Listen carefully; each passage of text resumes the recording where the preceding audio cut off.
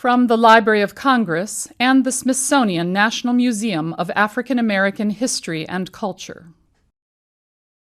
I'm Emilye Crosby with the Southern Oral History Program at the University of North Carolina at Chapel Hill, and I'm conducting this oral history as part of the Civil Rights History Project, sponsored by the Smithsonian Institution's National Museum of American History and Culture and the American Folklife Center in the Library of Congress.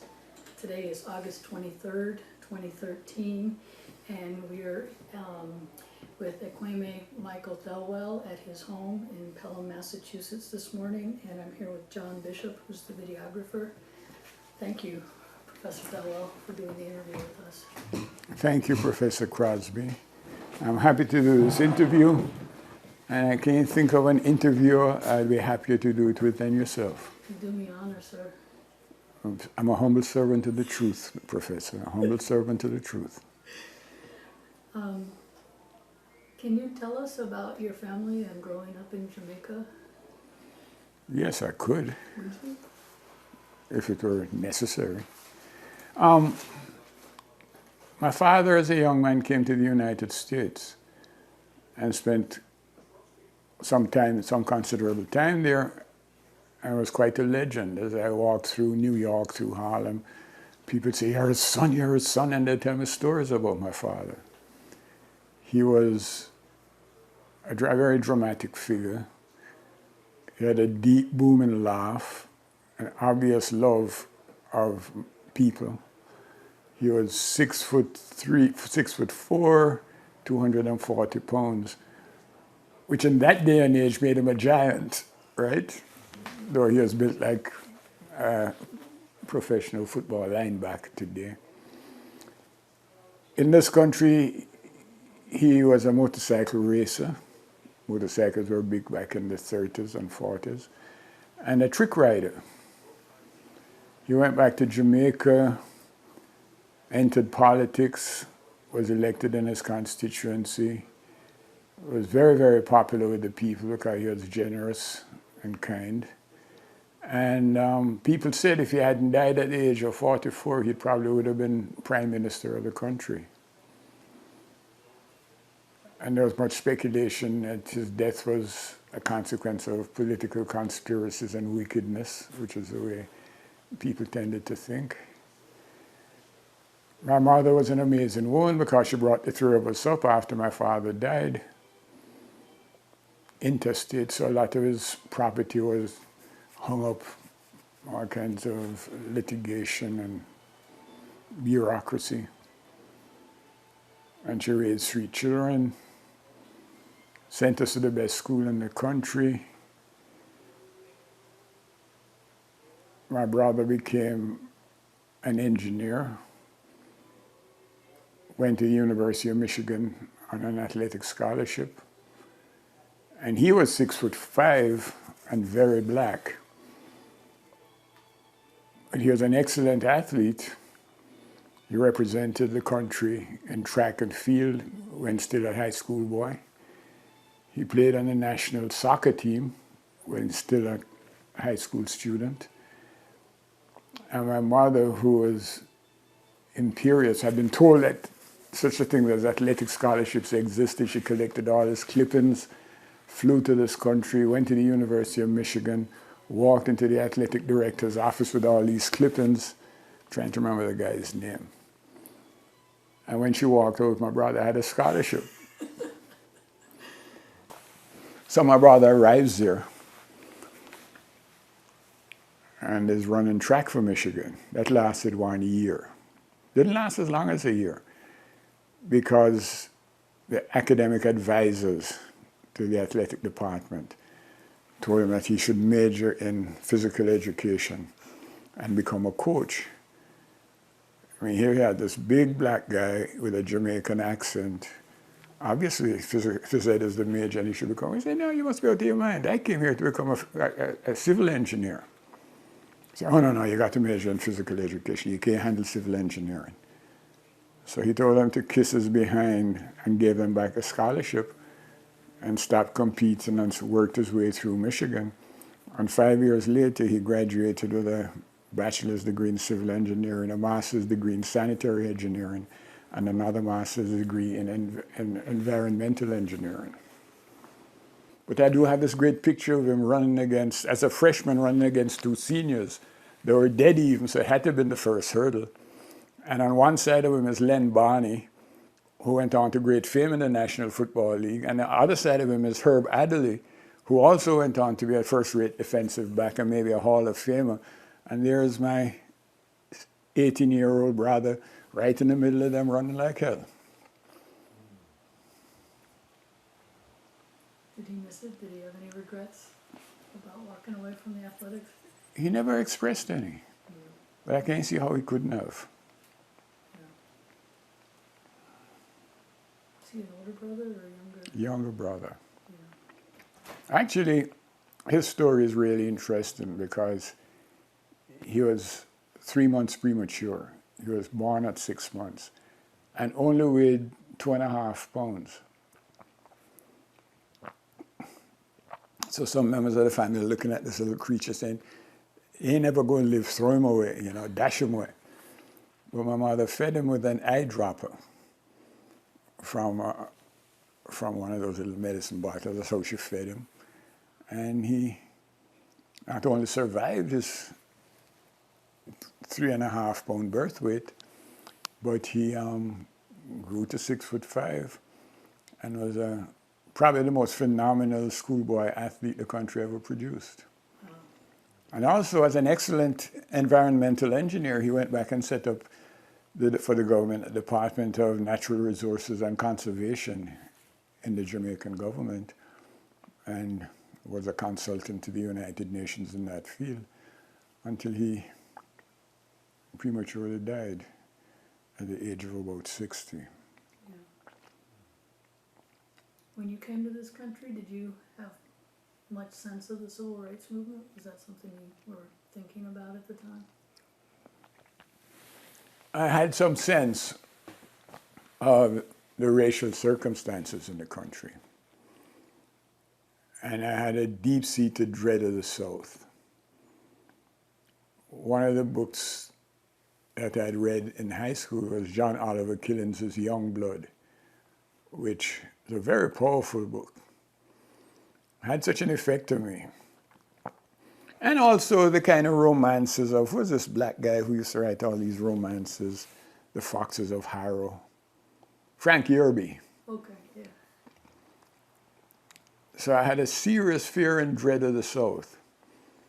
The first time I went to Louisiana and saw those, what are those mosses, Spanish moss that grow on the trees? Yeah. My heart fell and I became petrified with fear, just the image of the Spanish moss. I mean, and my other sense of the South I got from Faulkner, And then in addition to which, I got to the United States, got to Howard University in September 1959. And the spring of 1960, the student freedom rides happened. So I've often claimed that I arrived in this country and touched off the student movement in the South. My arrival touched it off. It does look like it. Though people have tended to contest that. Ill-advised people, misguided people have tended to contest that. It seems obvious you arrived. It started, right? Precisely. How did you come to Howard? The sequential fallacy, as they say. How did I come to Howard? Yeah. I'd rather not say. Okay. Okay. My formal answer to that question is I wanted to go to a black school so I could be immersed in black culture and develop an African-American perspective on the world. That's my official position. The real position was I was working for the Jamaican Industrial Corporation, and a young economist came in. He had a master's degree in economy from Howard University, Conrad Pine. He was very elegant, very dark guy, spoke in a very affected way. And naturally, I gravitated to him because, here's this genuine intellectual black man. And he said, you got to go to Howard University. In Washington, D.C., there are 9 women for every man. And every male student at Howard have at least 3 or 4 girlfriends at the same time. I said, that's all I want to know. That's the real reason I went to Howard. You needed those odds? I beg your pardon? I said, you needed those odds? No, I didn't think I needed them, but they wouldn't hurt. Not going to turn them down. Only a fool. There's a Igbo proverb which says, only a fool spits out the tender morsel that a kind God places between his lips. And you weren't that kind of fool. No, ma'am. I've been called everything but a child of God and a Republican. But ain't nobody ever called me a fool. So what was Howard like for you? What was it like to... Amazing. Yeah. I mean, that is the best decision anybody ever made for the wrong reasons.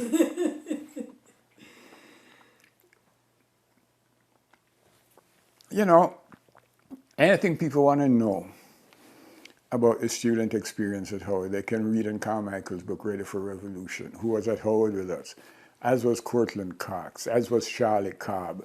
There was a whole host of us in SNCC who came through Howard. And that's not accidental. The first thing is Howard was very strategically placed.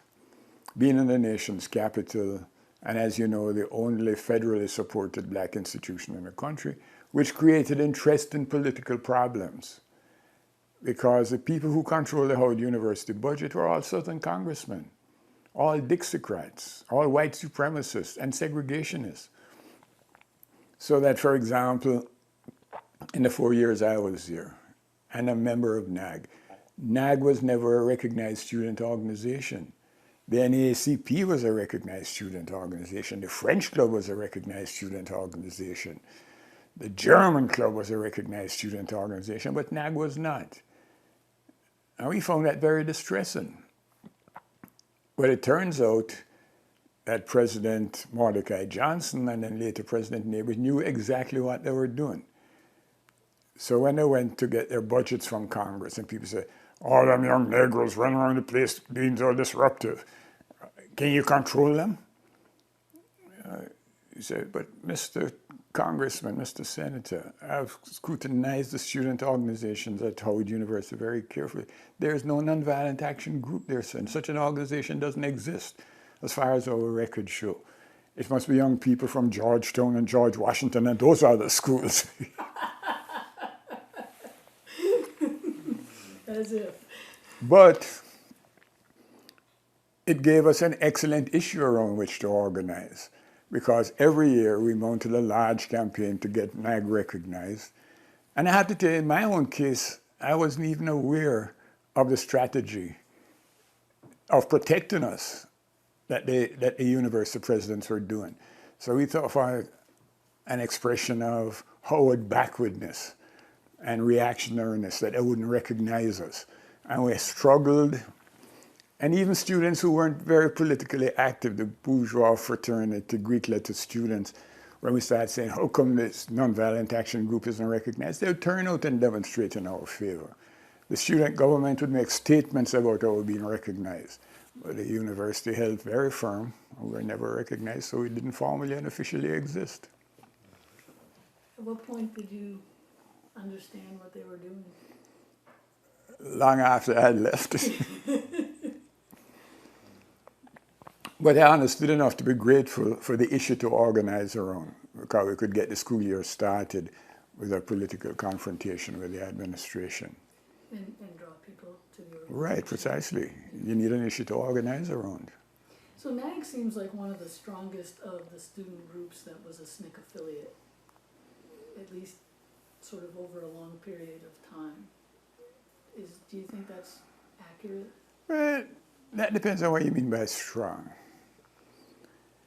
You know, First of all, Howard University attracted students from all over the country and all over the world. It was very centrally placed. Part of the reason we organized NAG was that once the student sit-ins in the South started, we took the position that, look, we're here in the nation's capital. We have a moral and a political obligation to support our brothers and sisters in the South. Therefore, the seat of government is here. The White House is here. The Capitol is here. We can have demonstrations there to put pressure on these Southerners And it's our duty and responsibility to do it. Then there was segregation in Maryland, there was segregation in Virginia. So you could drive out to the District of Columbia and have, bona fide sit-ins.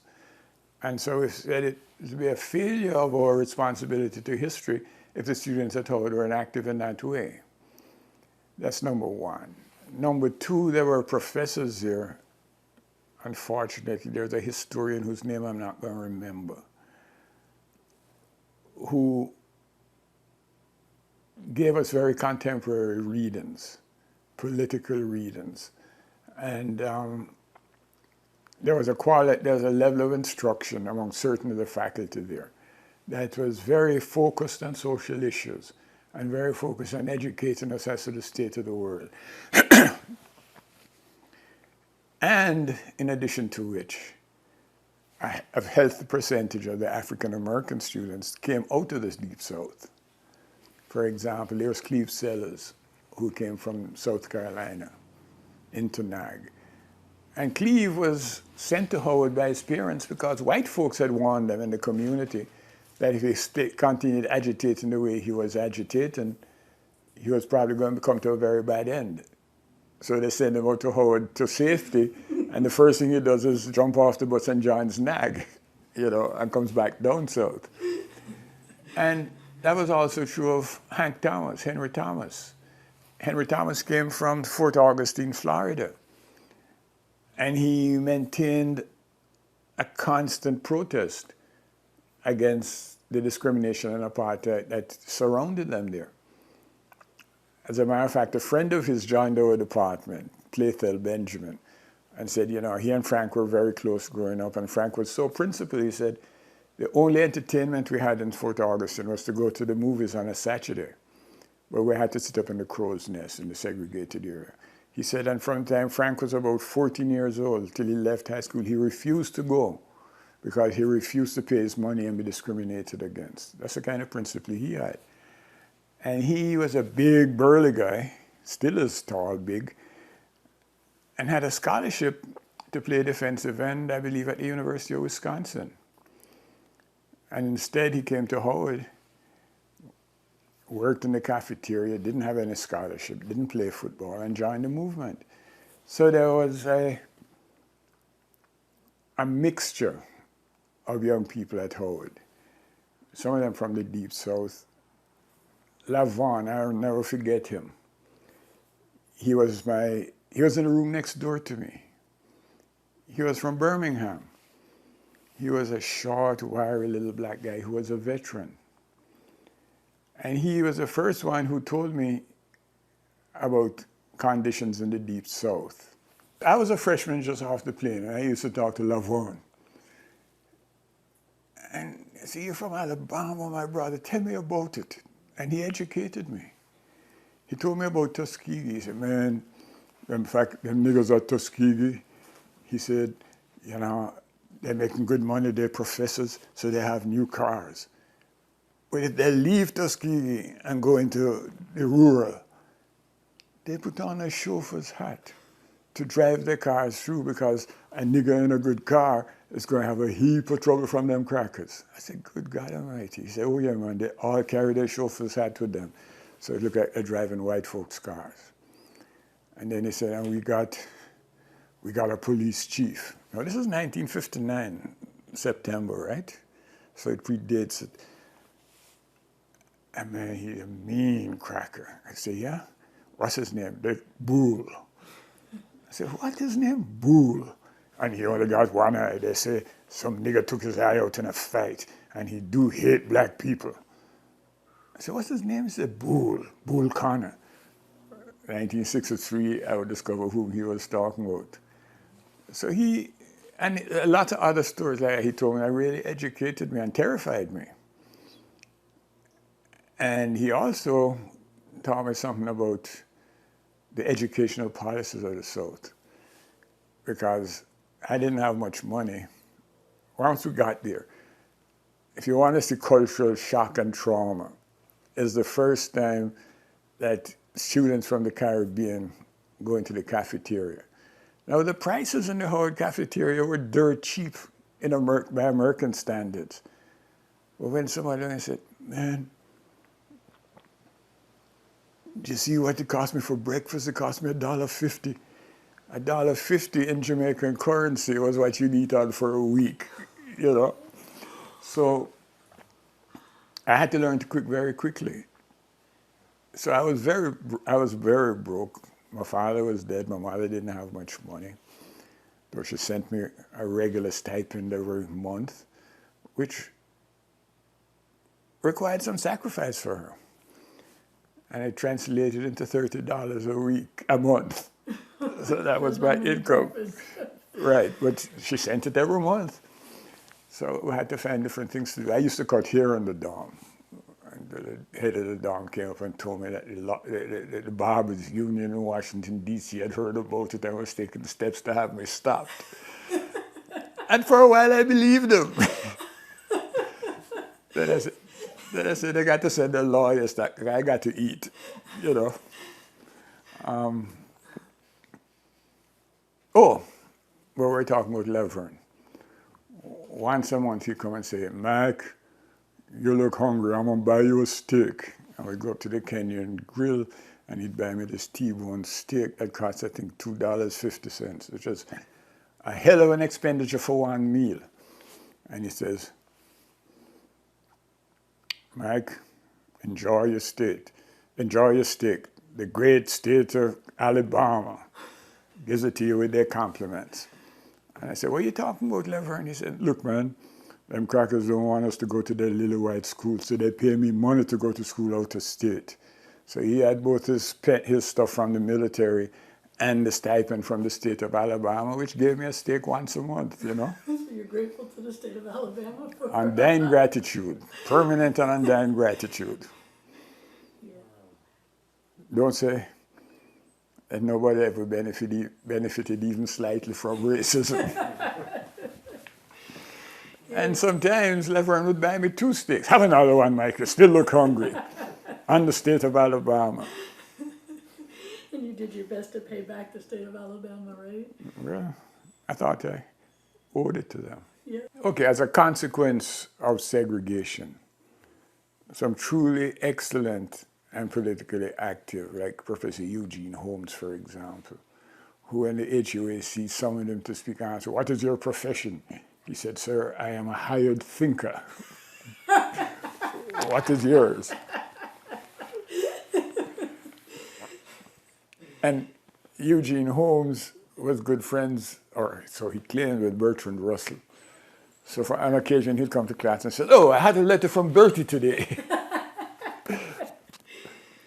But there was a host of professors, historians, and like Sterling Brown in literature and stuff like that, who in today's academic climate, if they didn't have the consciousness to stay at a black school, would probably be at one of the elite private Ivy League institutions and be very celebrated. But these guys stayed at Howard E. Franklin Fraser, the sociologist, and a host of people like that. So we had that exposure, and they had certain programs, reading programs and discussion programs, to really make sure that we got a social and political education. Not brainwashing, but that we had a sense.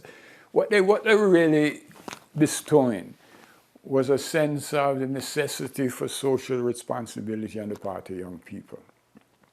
And those students who were attuned to that, gravitated to that, and they soaked it up.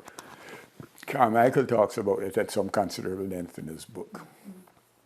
So there are people like Cortland Cox, Charlie Cobb, myself, Stokely Carmichael, Muriel Tillinghast, a really brilliant young man who was head of the student government when I got there, a Philadelphia Negro. He became a lawyer and a Republican. Who am I talking about? Tim Jenkins. Tim Jenkins.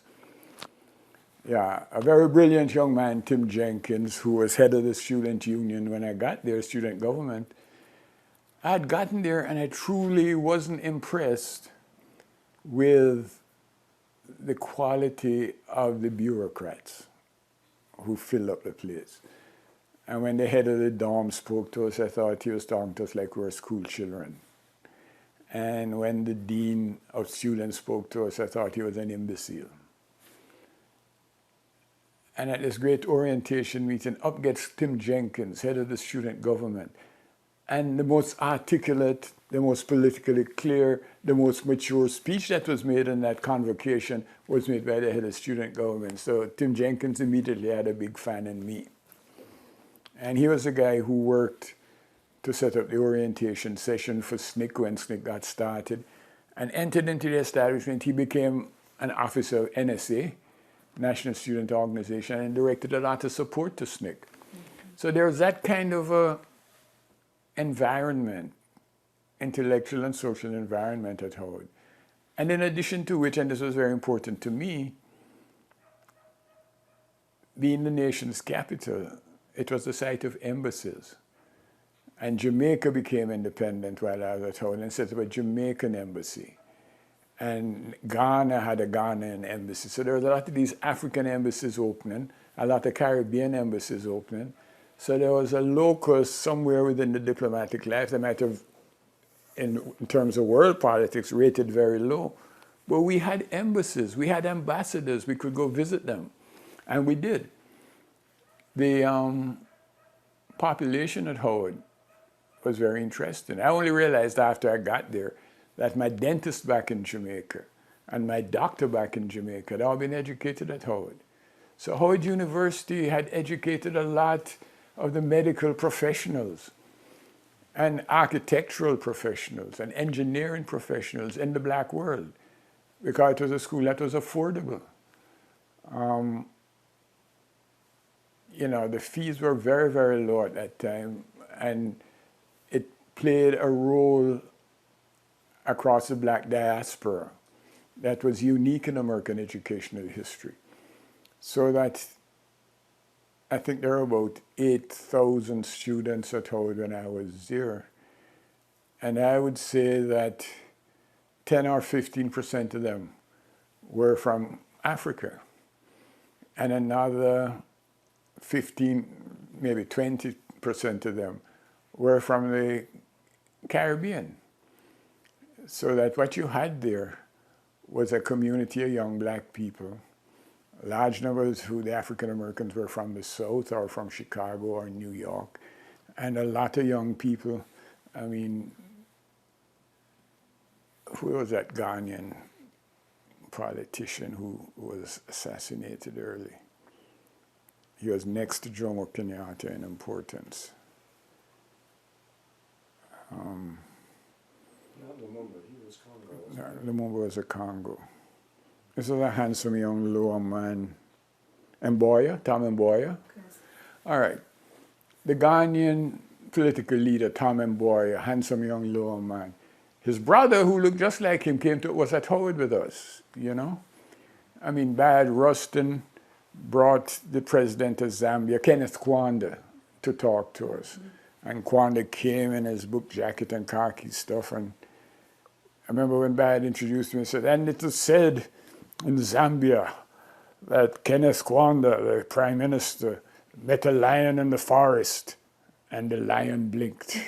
That was how he was introduced.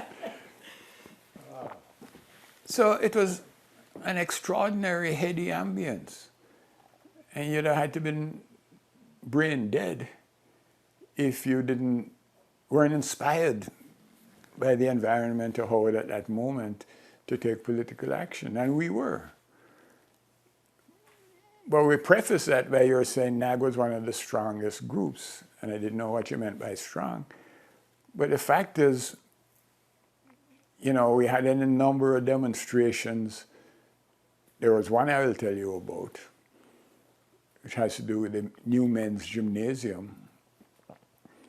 And we sometimes would put we used to go regularly to picket the White House, for example.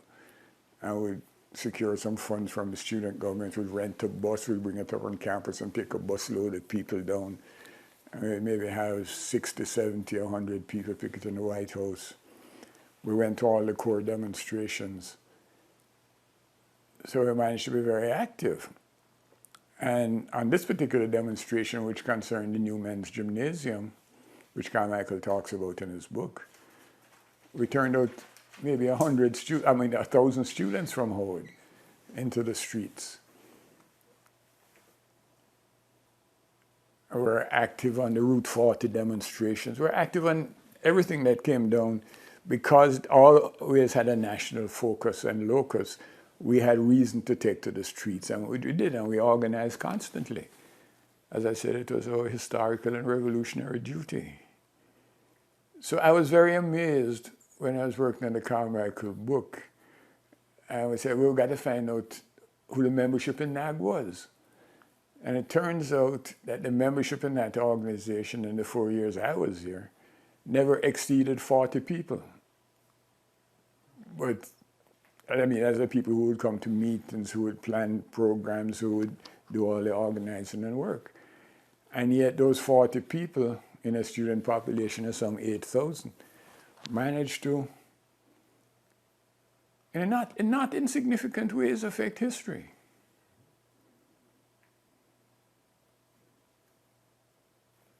You had a question? In the book, Which book would that be? Ready for Revolution. In Ready for Revolution, Stokely talks about coming to a realization that of the cultural constraints or some of the challenges that women faced joining NAG just because of the gendered expectations of the day. I was wondering when you'd get to that. Yeah. Well, one of the things I find interesting is if I talk to people who are parts of student groups on different campuses, that one of the things that they immediately run up against is the curfew that women faced because it made it more challenging even to have planning meetings, say in Nashville. And so I was wondering if you might talk about that a little. NAG was always, in gender terms, a very well-integrated organization. And the young women in NAG were very, very faithful, very committed, and very hard workers. They never really pushed for a leadership position during my years there. And we never thought to invite them into it. There was never any policy or attitude that said women couldn't be leaders. But there were some very articulate guys, and a lot of women said they were listening and learning. And whatever else operated in the society to teach women, quotes unquote, their place, or that certain positions, certain aspirations weren't appropriate to women, they had obviously, to a certain extent, accepted. But that was only in the positions of formal and public leadership. I mean, I don't know any other women who were shy about speaking up when we have our long discussions about deciding policy, who are shy about leading demonstrations, marching in demonstrations, who are shy about expressing themselves. It was almost African in the sense that there's an area of jurisdiction, authority, and control which is feminine, and an area of control, authority, and action which is masculine. It was sort of like that. It was only in retrospect that I recognized the extraordinary price that our sisters paid for being as devoted to the struggle as they were. God, it meant that they weren't into homecoming queen kind of activities, that they weren't into the accepted behavior of a Howard lady. They weren't into the trivia of fashion and dressing up. Though they were attractive women and they took care of themselves, but they weren't the kind of trophy wives for the med school students, and they weren't, some of them might have been members of Greek letter organizations, but most of them I suspect weren't. So that they occupied a place outside the conventional social norms of the Howard University student body. So did the men. But with men, I think we can just say, kiss my black ass and go on about our business. It wasn't so clear to me that a woman could do the same thing. But like Mary Lovelace, who came from a good bourgeois Mississippi family, whose father taught at Tougaloo, I believe, and had met Stokely when he came out from the Freedom Rides, she started to wear her hair natural and was damn near put out of the dorm. It was Dean Patricia Harris, who was the most progressive administrator at the university at the time, who spoke up for her and interceded strongly in her behalf, because those house mothers who thought that a young black woman wear her hair natural was a disgrace to the race, would look like some disheveled, Negro wench, didn't look conform to the appearance patterns of a Howard lady. And they behaved as though it were the end of the world, as though the natural order were changing. And Mary was not going to straighten her hair, and she wasn't going to leave the dorm. And finally it got to Patricia Harris, who was the Dean of Women, I believe, or Dean of Students, something like that. And she intervened very strongly. So that was the other aspect of Howard University. When we were struggling to get NAG recognition, for example, Bill Mahoney, who was a member of SNCC, wrote an essay with the title, Howard University, neither black nor white, merely abject. And that was one part of our attitude. I mean, going to struggle with the administration on various issues. I never really understood that that was a struggle the administration had to make for public consumption. But they never expelled any of us, as Southern University did. And they never formally stopped us from doing what we're doing. Though the administration, Howard University itself, couldn't formally endorse it. How did I get to that? Oh, I asked you about the women in NAG. Right. And then you went to... So that the price that our sisters paid for being involved in the struggle was far more costly, was far a heavier burden than the men had to pay. I mean, what men heard was, you're going to get yourself a criminal record. Which white folks are going to hire you? You're ruining your career. That's not why you're here. You're not paying attention to your schoolwork. I remember there was one contemporary of ours who always wore suits, always struck me as a very unctuous Negro, always found him whenever he went to visit a professor, he was flitting from one professor's office to another with documents in his hand. And clearly he was doing something that I don't think any of us in SNCC thought to do. He was building a resume.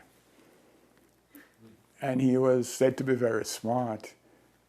But I can't remember ever having a political conversation with this guy.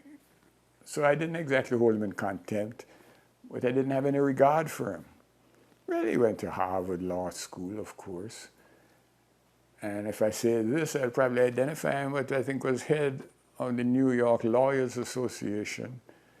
And I believe was on the board of governors of Harvard University. So he went straight into the establishment. And, all power to him. I mean, I guess in terms of American meritocracy, it is regarded as a very productive life and career. But on the other hand, Bill Mahoney was dropping out of school to go work in the South. Charlie Cobb was dropping out of school. Hank Thomas, I don't think, graduated, though he became a millionaire in the fast food industry. After he got a big pacifist and core pacifist, Hank Thomas, got drafted by the military and sent to Vietnam. And he went as a medic and came back, so the price that the men paid were mostly in terms of upwardly mobile careerist concerns. The price that the women paid was far more subtle and wide-ranging. It included that, but it also had to do with the concept of womanhood and what a black woman should be and should not be, that they had to struggle against, which we didn't.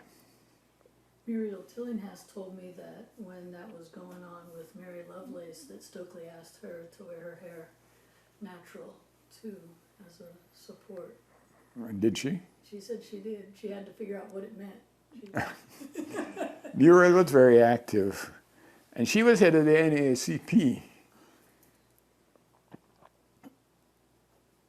And she told me that at one point there was the possibility of some foreign trip for the officers of the NAACP.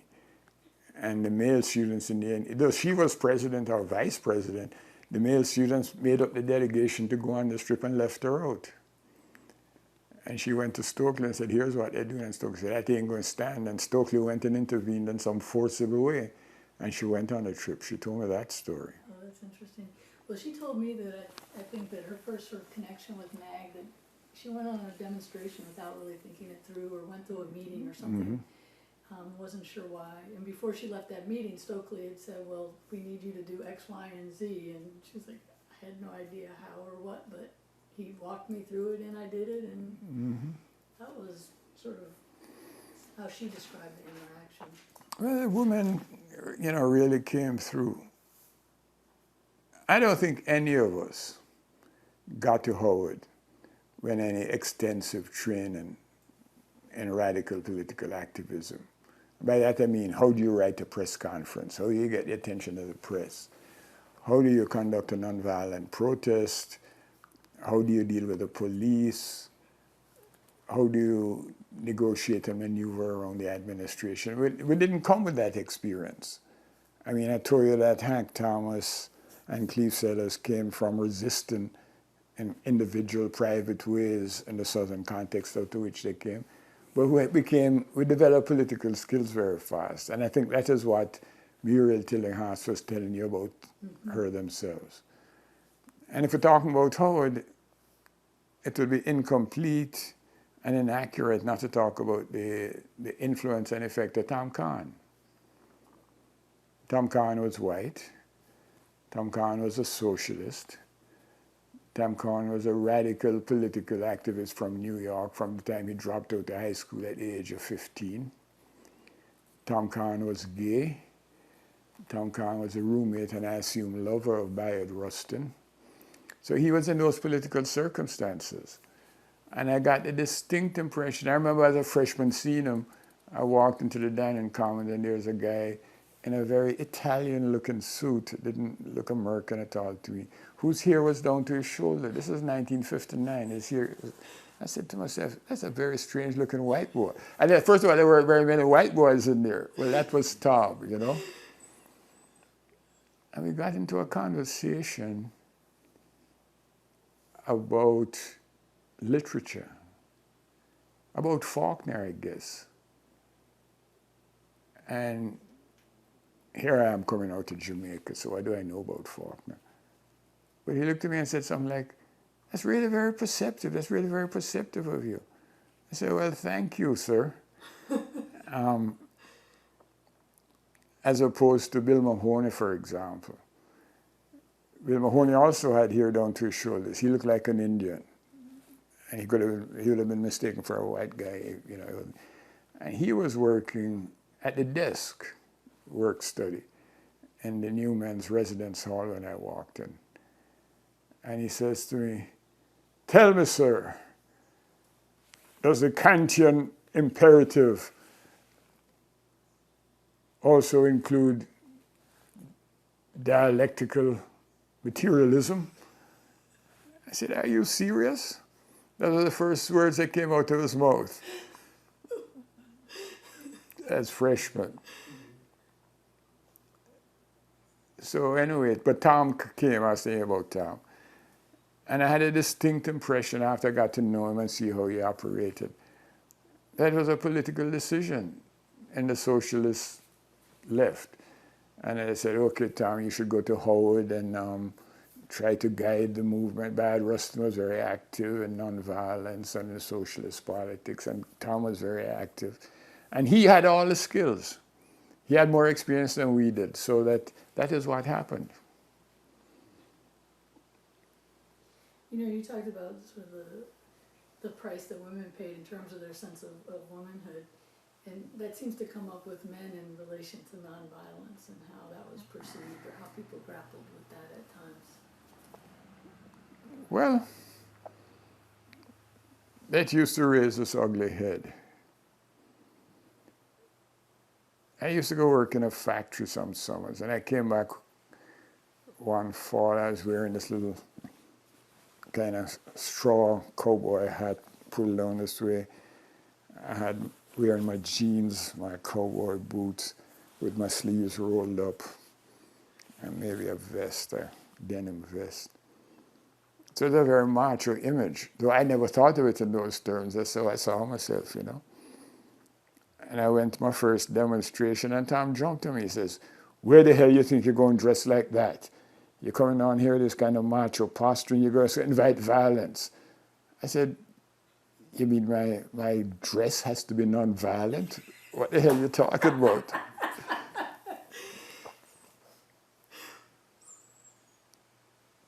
And it didn't help much. And this young blonde lady, perhaps one of the whitest ladies I've ever met. Her name was Cynthia Toombs, now deceased. But she was very pale, very blonde, and apparently had some kind of interest in me, so that whenever we were walking on these picket lines in Virginia or Maryland, she'd end up walking next to me. And I kept saying, you know, can't you go walk with somebody else? I mean, I really don't want to be lynched. But you couldn't come out and say that. And remember, she's walking next to me, and I keep saying, "God damn it, Cynthia, go walk someplace else, please." But then you didn't have too many white people in the demonstration anyway, so you had to at least be hospitable, right? And she started giggling. I said, "What are you giggling about?" She says, "Did you hear what those kids said?" "No. They said, man, you're going to get married and have polka dot kids." I said, "Married, is it?" "Yeah, well, it amused her. It didn't much amuse me." I guess not. You got to edit this so I don't look like a doddering idiot, and it seems to have some coherence, you know. I said, "I'm going to come looking for your ass." I'll give you a good one surprise. You ready to go again? So NAG always had some white students from surrounding institutions who would come in and demonstrate with us. Patty Bright was such a person. And then, of course, there was Paul Dietrich, whom you must have heard about. Very, very interesting guy.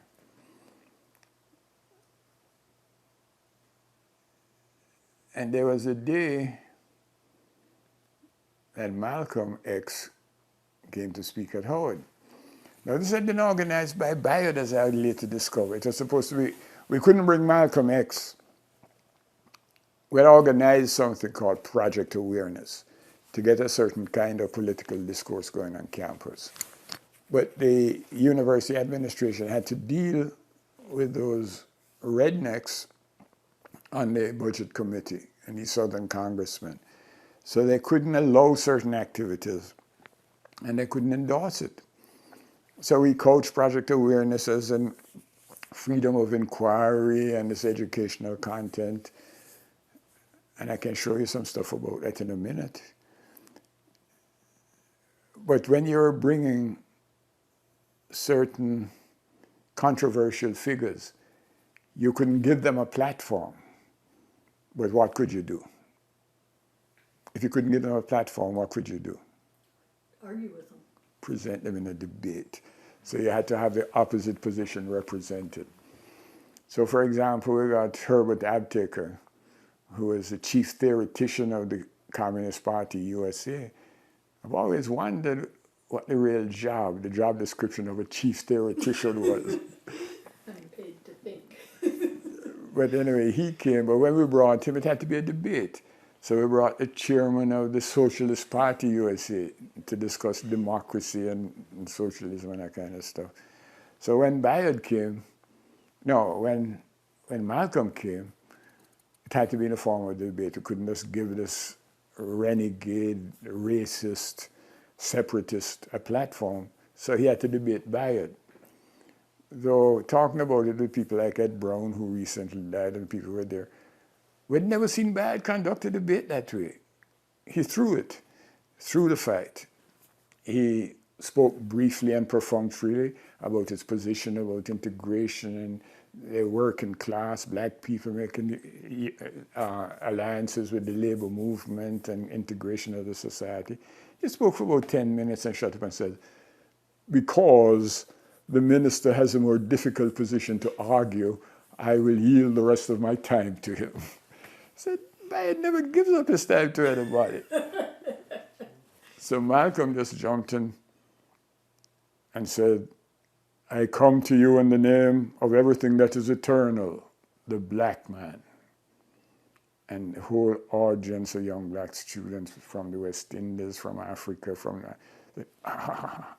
he said, before you were an American, you were black. Before you were a Republican, you were black. And he launched into his nationalist argument. But the story I meant to tell about that, much later, when I went to Nigeria to give a talk at his 60th birthday celebration for Chinua Achebe, a little guy, I was someplace and I needed to get to someplace else, and this little guy said to me, come, Professor, I'll give you a ride. And then it turned out he was a professor of biology at Nsukka, a little Igbo man. He says, you don't remember me, do you? I said, no, my brother, I really can't say. I said, I was at Howard with you. I marched with you on Stokely. I don't think he ever marched with us, but he said, I remember when Malcolm came to debate Bayard Rustin. And so all of those things, so that's what I meant by the international character of the student body, and all those things he remembered. And the reason why I say I don't think he marched with us is because foreign students really couldn't take part in the political affairs of the country. There was a stringent regulation about their receiving that student visa that precluded them from doing so. So there were a lot of Caribbean people from Trinidad, from British Guyana, from all over the other islands, from Jamaica, who were there with me, who were equally affected by the winds of change. Their territories were becoming independent. They were inspired by the black movement in this country, where black people were asserting themselves. And they would speak in support of it. They would even come to meetings on campus, but they'd never go to demonstrations because they were terrified that if they did, they would be deported. So the audience Malcolm was speaking to was comprised of this generation of black people from all over the black world, and it was an extraordinary performance by Malcolm. But prior to that time, some of our white allies who would come to the demonstrations were very excited Malcolm X was coming, so they turned up on campus. You heard that story, right? Mm-hmm. And myself, and I know Cortland was with me, I was the editor of the student newspaper. I was supposed to interview Malcolm and then take him to the dinner and then to the lecture, to the debate. And for some reason, we're supposed to meet in front of the girls' dorm, a street that runs through the whole university campus. The dorm we couldn't go into, by the way. We'd always conduct our business on the pavement in front. So I'm standing there with Cortland, waiting for Malcolm to come. And when I look up, there's Cynthia and 2 or 3 other white co-eds running across, who had always been on the demonstrations, running up to us. I said, oh, Jesus. I was really embarrassed because I was embarrassed to see these white people because Malcolm was coming. And I was embarrassed to see them. I wanted to avoid them. But I was embarrassed from that sentiment, from that feeling, which I thought was, somehow dishonorable, So I kind of smiled as best I could. And he said, is Malcolm here yet? Is Malcolm here yet? I said, no, I'm waiting here for him, you know. And somehow they were standing in front of the door and I was facing them. So my back was to the street. And Courtland was standing behind them. And he had said to me, as they came running up, you're going to allow Malcolm to come and see you standing here talking to these devils. And if they had been white men, it wouldn't have been so bad. But you know, the whole notion about white women and the rest of that shit, the rest of that stuff. So I said, well, what do you mean? He said, you're going to make Malcolm come and see you talking to these devils? And I said, look, Detroit Red. I definitely call him by his street name because I was trying to, I wasn't going to call him minister, nothing. Detroit Red can't come on this campus and tell me whom I should associate with or whom I should talk with. Who does Detroit Red think he is? And I'm declaiming now, on my high horse, so to say. And I'm looking in Courtland's eyes, and Courtland is gradually getting paler and paler. And he said, and if you know, I mean, Courtland is a very dark fellow, but he became a lighter shade of pale as he kept saying, look behind you. And I turn around, and there is Malcolm, the sunlight glinting off his glasses, and just looking at me with a tight smile on his face. And I'm saying, oh, Mr. X, Mr. X, welcome to Howard University, sir. I'm the editor, I'm supposed to interview you. And so, just looking at me like that. But we had a very good interview because I tossed up what in journalistic parlance would be called softballs.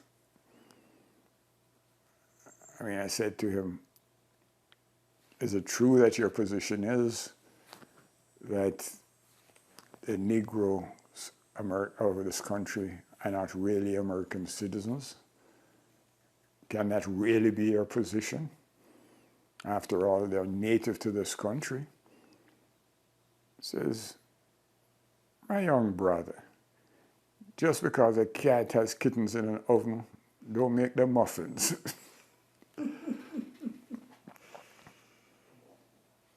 And I said, is it your position, sir? Can it really be your position that black people shouldn't fight in the armed forces of the United States?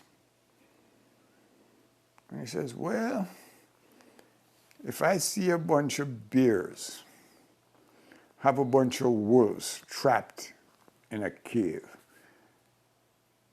do you think I'm going to fight for the wolves against the bears? I said, all right. And he would always, again, it's a very African means of communication, talk in terms of parables and extended metaphors and fables, just like Aesop, whom you know was an African. Did you know that? Mm-hmm. You know Aesop's fables, these animal stories. But they're nothing but African animal tales. He happened to end up a slave in Greece, and these are African animal tales. Well, Malcolm had that same facility of, you know, speaking in allegories for never addressing the problem directly, but indirect speech, as they call it. One time we were having a demonstration. We're marching to Robert Kennedy's office, and we're carrying a coffin. And the exact occasion of that I cannot remember. But somebody had been murdered, some civil rights. That's why the coffin. And we're going down to place the coffin on Robert Kennedy's desk, asking for federal intervention. And we had a pretty nice demonstration going. I remember I was marching in the front of it around with Courtland, and no, Courtland wasn't there. Stokely and Ed Brown and Cleve and Muriel and the rest of the ladies.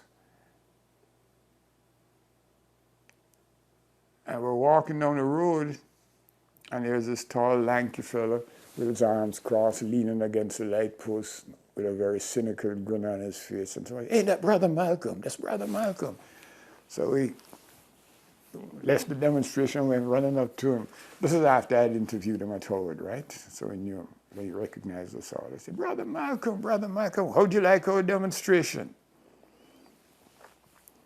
He said, well, because the demonstration was integrated, a lot of liberals had come out for it. He said, well, if I see a line of rats and cats marching together into the same hole, he said, if the cats ask me how we're doing, I say, you're doing fine. But if the mice ask me how you're doing, I got a different answer to them, which was kind of deflating. I said, come on, what's your problem here? What's your problem? Just because we have an integrated demonstration? He said, I said, these good white folks marching with us, they're doing the right thing. He said, let me tell you something. Because you see a man throwing worms into the river, don't mean he a friend to fish. Can you remember what you thought of him then? I thought he was funny as could be. Yeah. Actually, I was going to say funny as I can go into the, you can't? Oh, you can say anything. Yeah, I know, the oral history, hell. We used to like him. We used to like his militants. We used to like his intelligence. And I perceived that he was really trapped in the Nation of Islam.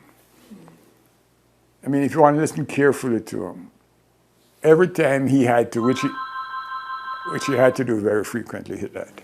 Yeah, Malcolm was an extraordinarily attractive, enigmatic, and complex figure to us. But we liked his militants, and we also liked his presence. Malcolm would dominate any room he walked into. And there's just a quality of seriousness, gravitas, and an element of danger to Malcolm that was very attractive to us, that masculine thing you were talking about. Any room that he walked into, he would dominate, which was quite the opposite of King. If Dr. King was in a room, you would ignore him. He had no physical presence to speak of until he opened his mouth. And then once that was open, he would dominate it. But Malcolm was just sheer presence with. So we liked that about him. But we also perceived that he really had an activist spirit. He really wanted to be involved in the struggle for black people, which he wasn't permitted to do by the ideology and theology of the Nation of Islam. And it became very clear to us that he was feeling that constraint. And that was why we saw him standing by the side of the road looking at our demonstration.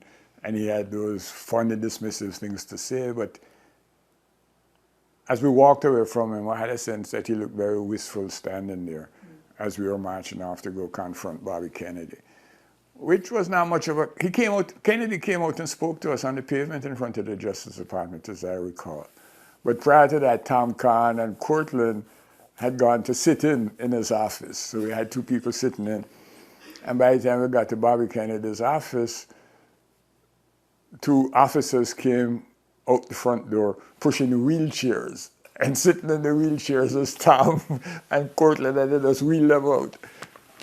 We were in the South, they'd probably dragged them out and beat them out. But Bobby Kennedy had them wheeled in wheelchairs out to the office. I wonder if that's when Lewis Allen was Well, killed. that was probably the reason. But in any event, reason for the demonstration. But in any event, we noticed that when Malcolm had to recapitulate the ideology and theology and strange racial anthropology of the Nation of Islam, he would always distance himself from it. But it didn't look like he was distancing himself. It looked like he was paying tribute to the leader. And he said, as the Honorable Elijah Muhammad teaches us, Elijah Muhammad teaches us. And that would always, he'd preface every one of those remarks that way. And after a while, you hear it, you begin to say, as the Honorable Elijah Muhammad teaches us, but I ain't so sure it makes no sense. But that was the unsaid portion, you know. So Malcolm was an interesting guy. Did you have any contact with him personally after he left the nation? Yeah. When I was at the Friends World College, I invited him to come there. Harold Taylor had this Friends World College business out on Long Island, which was a strange experience. I invited him to come speak, but that was when he was having his problems and he couldn't come. But he wrote me a very nice letter, which I unfortunately have lost. There was one politically incorrect incident, but he'll tell with it, putting it on the record. One of the reasons Malcolm was around Howard so much, around Washington so much, he was organizing the Washington Mosque, which hadn't existed as a Nation of Islam. So it gave him reason to be there a lot. For example, that Project Awareness thing, which I told you we had to stage debates because we couldn't just bring people.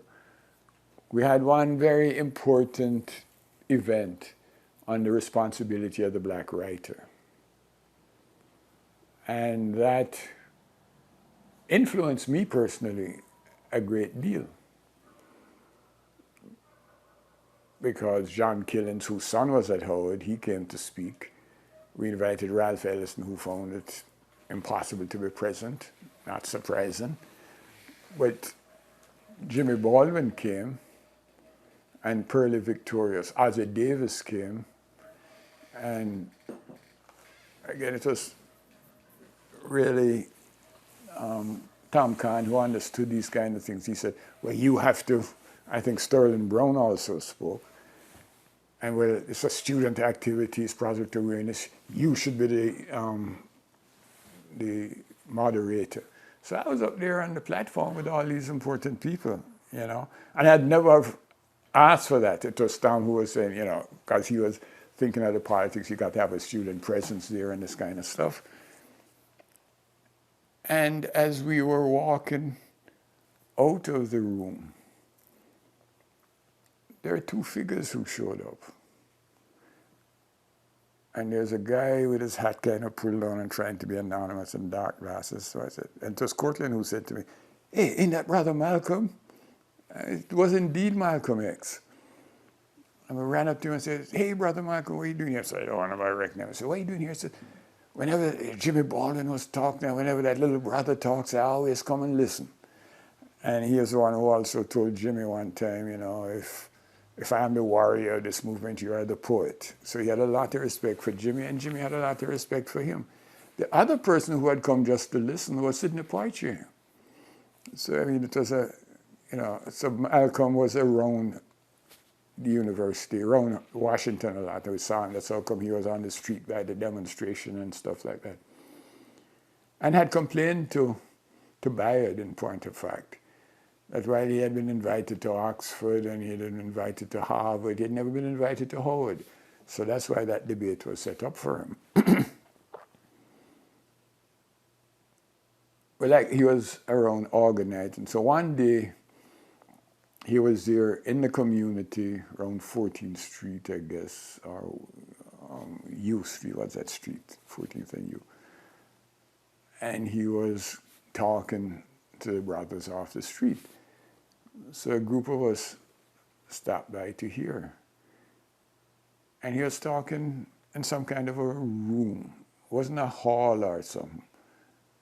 And I'm not sure if it was a bar or whatever it was, but it was some kind of public space kind of thing. Or maybe it was on the street corner. I'm trying to remember the geography of it.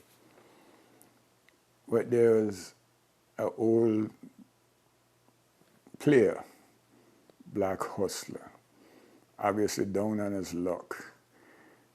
His tingy brim hat and very threadbare hustler suit, and obviously clearly quite drunk. Older guy, much older. And he was listening and listening, nodding off and listening. So as Malcolm is leaving, surrounded by some of his Nation of Islam, I mean, Fruit of Islam, or some of his supporters, the old hustler said, young fella, young fella, a lot of what you say I agree with. A lot of what you say I agree with. But some just don't hit me right. So like I said, well, first of all, I ain't giving up my pork chops. So everybody started to laugh. You know, well, everybody was laughing, but not sure how to do it in the presence of the stern Malcolm, you know, laughing behind their arms and stuff like that, behind their hands. And one more thing, Malcolm was really very tolerant, you know. He say, and what's that, my brother? And say, everything you say about the white man is true. The white man, he a devil. But the white woman, she an angel. I said, oh, shit. So you obviously know what profession that brother was following. As they say in the street, pimping ain't easy. The white man, he a devil. But the white lady, she an angel. And I think Malcolm cracked a smile, you know. Can you tell me about nonviolence and manhood? Well, you know, at Howard, we really did see nonviolence as a strategy, which was counterintuitive and opposed to our total personalities and sensibilities. First of all, most of the men, at least the ones I was close to, were athletes of one kind or another. I was a track man. I even went out for football. Didn't last long, but I did. One of the only West Indians to go out for football. That lasted about 2 weeks. And, you know, I used to box with Ed Brown a lot, so that we were physical. And in my own culture, just like the African-American young men, you know, notion that certain matters of honor, what you had to do was fight. So nonviolence was not in any way natural to us or normal to us. And one of the biggest sticking points was if somebody came and attacked a sister. And that was something I worried about a lot. And, you know, it would come up in discussion. I'd say, you know, to Tom, for example, who was a committed pacifist. I don't know if you know his career. He went on to work for the labor unions, became very powerful in the AFL-CIO, and had a real role in Solidarity, the Polish labor union that broke communism. Tom was shuffling funds back and forth, going to Poland all the time, carrying money for Solidarity, you know. So he was a committed labor nexus kind of guy. But he was also a pacifist, and he was gay. And I say, you know, what we're going to do if some of these crackers attack the sisters? I mean, I don't know if I'm going to be nonviolent. He says, well, if you declare yourself a conscientious objector, one of the classical questions, the traditional questions when they interrogate you is, what if your younger sister was attacked by a racist? Would you stand by and be nonviolent? And he says the answer we would give, which seemed to amuse him greatly, was, no, sir, I would nonviolently interpose my body between her and the attacker. And he said, that's what you do. If a sister gets attacked, throw yourself over her, don't attack the other person, come between them, just stand there and take the blows. And so that's what I resolved I would do in that circumstance. It never, ever happened to me. But the real problem I had with nonviolence was on those Washington demonstrations. And one has to be clear now. The conditions which prevailed in the South weren't conducive to nonviolent practice. Nonviolent practice is theater. Nonviolent practice is psychological warfare. Bayard was extraordinary practitioner of that because he was so dramatic. And what you do is you control the discourse. You control the behavior of the so-called attacker, even though you never attack him. Bayard has an essay called Nonviolence versus Jim Crow, which shows you how that operates. The questions you ask, the things you say, the behavior you do. even though you might be being beaten, there's no question who's controlling the encounter. But that requires a small enclosed place. It requires witnesses. If the media is there with their cameras, so much the better. But on a dark country road, or if you're sleeping in your house, there's no technique of nonviolence that can protect you against a sniper or somebody coming to bomb the house. So you need to understand where nonviolence operates and where it doesn't. Now, in the DC operations, that was an arena for nonviolence. And the media was there in front of the White House, in front of the Capitol, in front of Howard University. So you behave in a certain way, and you let the mob and the rest of them behave in their own way, and you psychologically and politically win just by controlling the image. At our demonstrations, there was one group who would invariably show up, the American Nazi Party, with Lincoln Rockwell in the stormtrooper's uniform walking around the place, smoking cigarettes in the cigarette holder, and his followers, the members of the master race, wearing swastikas and khaki and stuff like that. But that used to really annoy me, because what the cops would do is we would have a picket line, and they'd force them to have their own picket line, and they'd be walking around the place with their racist signs and their swastikas, which was particularly troubling if it was a core demonstration, as so many of them were, because most of the core membership were professional people, intellectual people, white people. They were northern, they were essentially an intellectual pacifist group, and a great many of their members were Jewish. So that, and the other thing that bothered the hell out of me was that these representatives of the master race didn't seem to be in good physical condition. Some of them were fat, some of them were pot-bellied, some of them looked like they were certifiable imbeciles, looks fairly retarded, unshaven, walking around the place talking about the master race, while we were, you know, relatively fit, clean-cut student types. But there's a certain point at which the two lines would come fairly close. There'd be a cop standing, you'd walk around the cop. So there'd be a cop standing there, but there'd be, you know, like 5 or 6 yards. So when you got there and you were turning, a member of the master race and the swastikas and stuff was looking at you and nigger this and nigger the next. And you were saying, cracker, I'm going to kick your ass under your breath, and you'd turn around.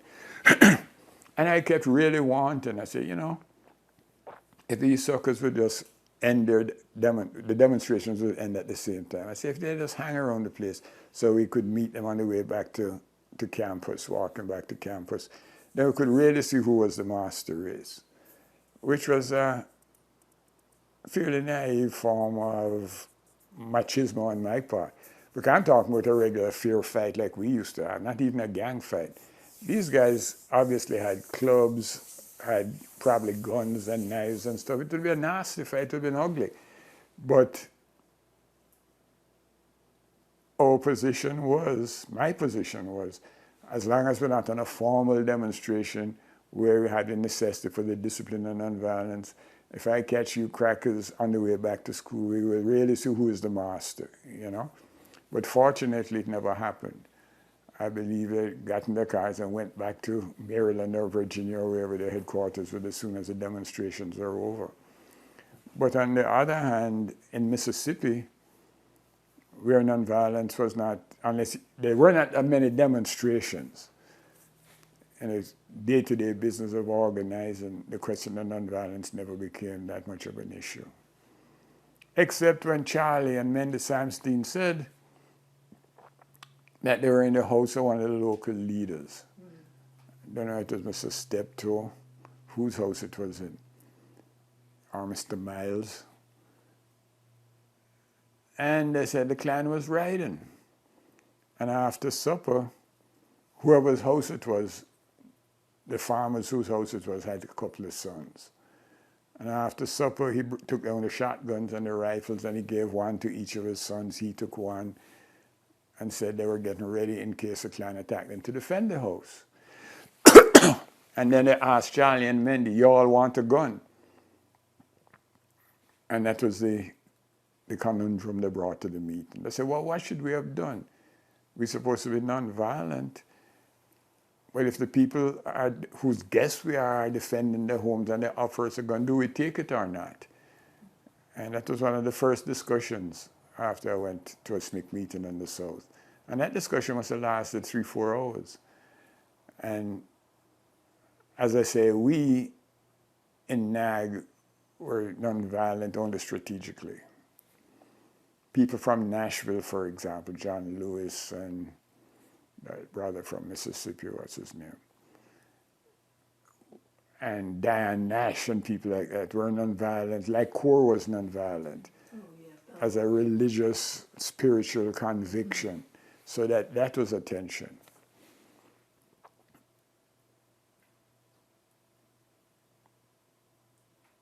Bob Moses said something to me recently about Jane Stembridge and Stokely and a gun at the Freedom House in Greenwood. Mm-hmm. Do you know anything about that? I've heard it indirectly.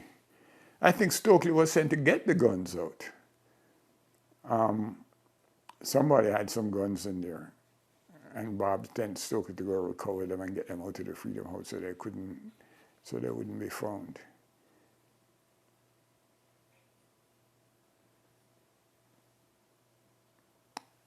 But to cut back to the discussion in SNCC.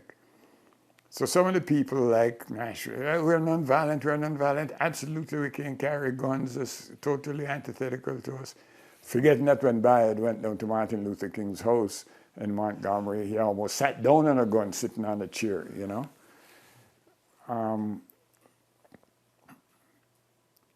And that especially the leadership, the activist group of the black community, but not just them, had a tradition of having to defend themselves since neither the law nor the state was going to protect them, so they had to protect each other. Like Hartman Turnbull, I took out my gun and I commenced the popping.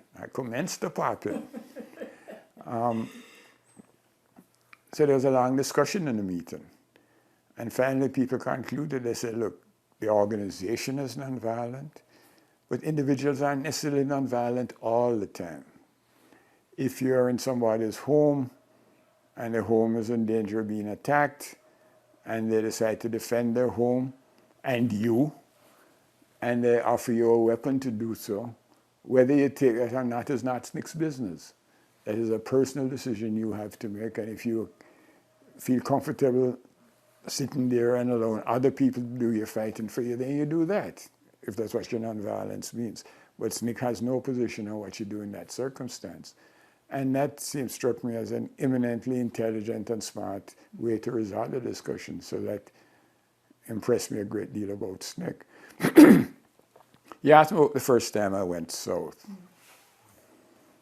It was to Mississippi, and it was to a SNCC meeting in Waveland.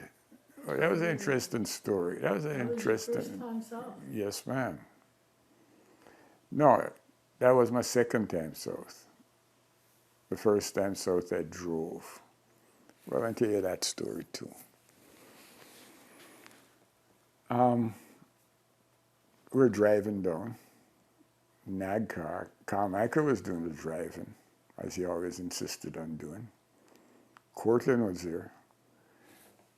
Cleve Sellers was here because we drove through South Carolina and stopped at Cleve's house, and his mother and father fixed a great feast for us. I remember Cleve was in the car.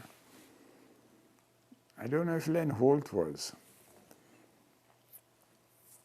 Bill Mahoney was, because we had set up the SNCC office. It was me and Bill who set it up. Remind me to talk about that SNCC conference.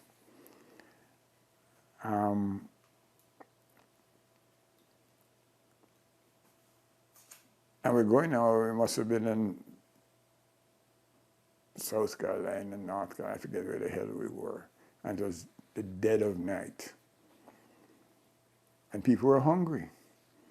But they were driving past these roadside restaurants like Howard Johnson or that stuff. And I said, well, we ain't going here and take out no stuff out in the car. I said, with my West Indian arrogant stuff, I said, you know, if you're going to be free, you have to act free. I mean, are you driving past these damn restaurants? Let's go in there and order some food. And they say, shut up, Thelwell, you know what you're talking about. No, this was my first time going south. These guys had been before. And since talk is cheap, I was reading a book or something like that. And every time I'd look up, I'd say, hell, you're driving past another restaurant. I mean, let's stop and get something. You're going to starve yourself to death. If you're free, act free. All of a sudden, Carmichael jammed on the brakes, came screeching on the street, drove into a parking lot.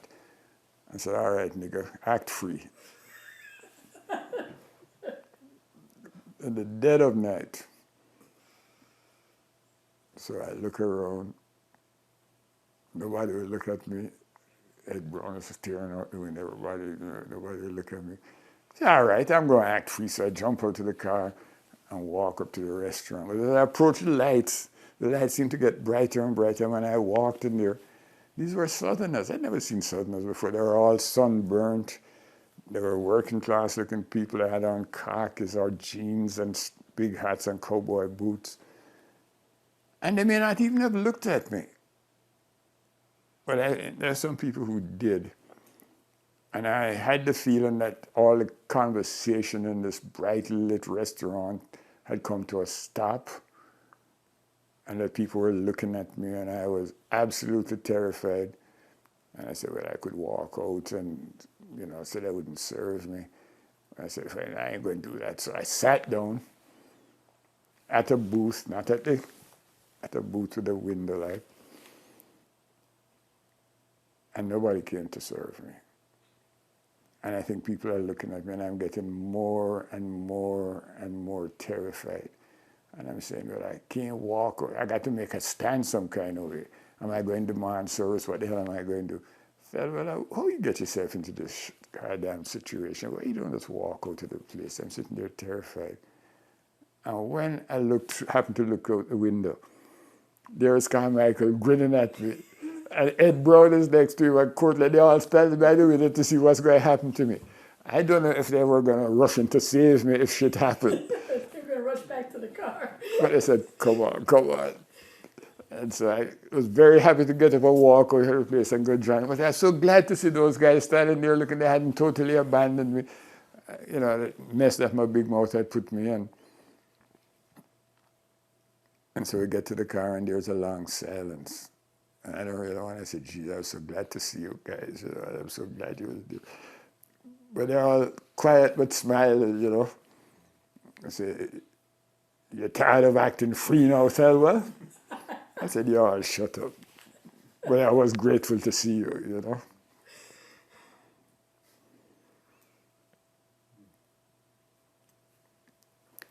So you're terrified of the South, and yet... Yes, ma'am. But I remember we got to Atlanta. And when I got up that morning, I walked out. It was in the black community. And there were these little houses with a little raised gardens. And what was amazing about it, the land was black, and they had shells around the flowers and stuff. And some of the flowers were the exact same flowers I had seen at my grandmother's house in the hills of Westmoreland. And I had an immense rush of nostalgia. And the way the beds were organized, very much like my grandmother's beds. It suddenly just, something I hadn't thought about for 25, 30 years. It just came rushing back at me. The next time I went to, that's a story I've always meant to write and never did. The next time I went south to a SNCC meeting, I didn't have to drive. Foreman called up and said, Thelwell, I need you down here earlier. I said, well, I'm driving down with the brothers, on Thursday, the meeting's Friday. He said, no. You come on Wednesday. I'm going to send you a plane ticket. I said, wow. I had just gone on to the SNCC staff, and Jim was pretty much the chief executive. So I said, whoa, I felt really important. The CEO wants me to fly down there. He needs me. What the hell is going on? So I didn't drive down. I got on the plane and I flew down to Atlanta. And Foreman meets me, or sends somebody to meet me, and drives me up to the SNCC office and takes me into our office. There's a typewriter and there's a tape recorder. So And I'm very flattered that Foreman has wanted me down early. He said, look, there you have a tape, history of SNCC. I need a speech for the meeting on Friday. Can you do that? Obviously, somebody had told him I was a writer. I was very flattered. I said, we're happy to do so, Jim. And it was an amazing tape. And it talked about when SNCC first was formed, and he came in as executive secretary, how they didn't have any money, how certain barbecue joints would feed the young women, how certain hairdressers would do their hair for them, how the community supported them, how he remembered from one of the early projects they called him and said they needed a gestating, a duplicating machine, and there was no money to get that. And he said, I stood up in the office and tears came to my eyes and said, in this big, rich country, these young people need just a gestating machine and I can't get it for them. I resolved to get it for them. And the narrative was a narrative of his building up the base of support. By this time, SNCC was fairly affluent, right? I mean, not the way other organizations were, but from that humble start, we had only one telephone in the office, and that was because what's her name was paying for it from our YMCA grant. Oh, Miss Baker? Not Miss Baker. Connie Curry. Yeah. Connie Curry was paying for it. Where when he first came to the office, there was one telephone and one box with papers in there, and that telephone was only there because Connie Curry was paying for it out of her YMCA fellowship, and the office was only there because SCLC gave them this one room. And now we had this office on Raymond Street, and we're a national organization. And so the text, the narrative that he had put on tape was incidents from his building that and his thoughts and stuff like that, and he wanted it for a speech. The question is, why did he want it for a speech? Because the guy who was married to our sister Jean Wheeler, Frank Smith was running against him. Frank Smith had raised an insurrection to depose the leadership in the Atlanta office. And Jim was about to fight back, and he wanted this speech as a kind of his campaign signature. So I made quite a lovely speech. Oh, it's very moving in material, you know. Especially for that audience, the growth of the organization and the heroism of the early people in it. So I fashioned it into quite an effective speech. And at the end, Jim had said, you know, one of the things we need to do, one of the things we owe to the movement is to take care of our health. I haven't taken as good care of my health as I should have, so now I have to go to a hospital for a couple of weeks of recuperation, but I will be back. And he said, and I will be back in a couple of weeks, but I know the organization will continue and flourish. Continue to be a band of brothers and a circle of trust. May the circle be unbroken. That's how I ended the speech, right? So the night before that meeting, I goes into, the staff is coming in from all the various projects. And I really used to like, I do still do, you know, Black Southern culture and the oral tradition and the music. And people know that. They used to call me old funny talking Mike Thelwell. Here come old funny talking Mike Thelwell, disparaging my Jamaican accent. So people would be playing cards, pinochle or whatever it was they played at various tables. So I'd go to all the tables of the Southern staff. Like I would see that good sister from Alabama who used to carry a gun. Annie Pearl. Annie Pearl, Avery, and the Peacock brothers at one table. I go up and say, you know how much I love the culture and the way you guys sing. Yeah, man, yeah. I said, there's a song that I just have a feeling that I want to hear. May the circle be unbroken. I said, you like that song, oh, Mike? I said, yeah, man. Could you sing it for me, please? And they'd start, I'd raise the song and I'd sing along. I said, thank you. Then see another table there with Jesse Morris and a bunch of other people, and I'd go over there and say, you know, There's one of the songs that my brothers and sisters sing that I really love extraordinarily well. May the circle be unbroken. You think you could sing that for me? And I knew how Foreman's speech ended. And I was kind of priming the audience for the speech, right? So I got about 5 or 6 tables to indulge my sentimental love of this song. I got them singing the night before. May the circle be unbroken. And so I kind of primed. It's the only political meeting I've ever really rigged, right? So the morning, Jim gets up and he launches into the speech which I had structured for him. And it was very moving, and he talked about, how they had nothing when they started and how they built the organization and the alliances and contacts he had made. Oh, I forgot to tell you. Because I'd gone to Atlanta and worked with him, I didn't drive straight down to Waveland with him. He said, no, we'll fly down. So we got in a plane. Did we fly down to Waveland? I forget whether we flew. Maybe I drove down with Jim, okay? However, we got to Waveland, when we were driving into the parking lot, there was a Sojourner fleet. And you know how we got those? Was it a donation from the UAW? It wasn't a donation. It was a donation, but what it was the United Auto Workers organized the auto industry. So that one of the things they negotiated with them was the ability to buy cars for cost price. Now those cars were selling for $2,000, $2,500, $3,000. What they cost $500 to make.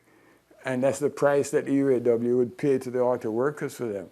So the UAW bought cars for us at $500 a pop. So we had these new Impalas. I mean, they were really great cars. The Southern staff, the organizing staff really loved them. And as we drove into the parking lot, remember now that the text and substance of Jim's speech was the poverty out of which we had come. He said, Sojourner Motor Fleet, Sojourner Motor Fleet, Sojourner Motor, just pointing to all these cars and puffing up his chest. So it was really, so anyway, first day of the meeting, Jim gets up and he delivers the speech.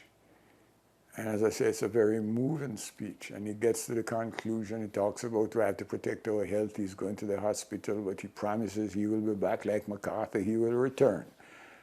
And he says, and SNCC will go on, a band of brothers, and a circle of trust. May the circle be unbroken. And he turned away from the microphone like Dr. King used to do. And from all over the hall, I went, may the circle be unbroken, by and by, Lord, by and by. And it was so friggin' moving that I started to cry. And I said to myself, Thelwell, you can't stand in the room and be crying in a situation that you yourself have organized and set up. You can't be crying at the meeting at your own rig. So I ran out. So I ran out of the room, right, to go stand up underneath a tree. And then somebody else ran out of the meeting and they were crying too. And it was Frank Smith, the insurgent. And Frank Smith said, Mike Thelwell, you done castrated me. And I said, Negro, you crying just like me.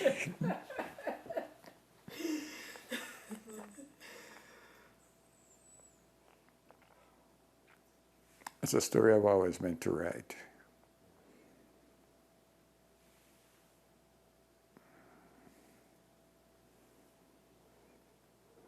Maybe about a splendid irony, because the said insurgent who were organizing against, he was so touched by the speech that he was outside of the room crying too.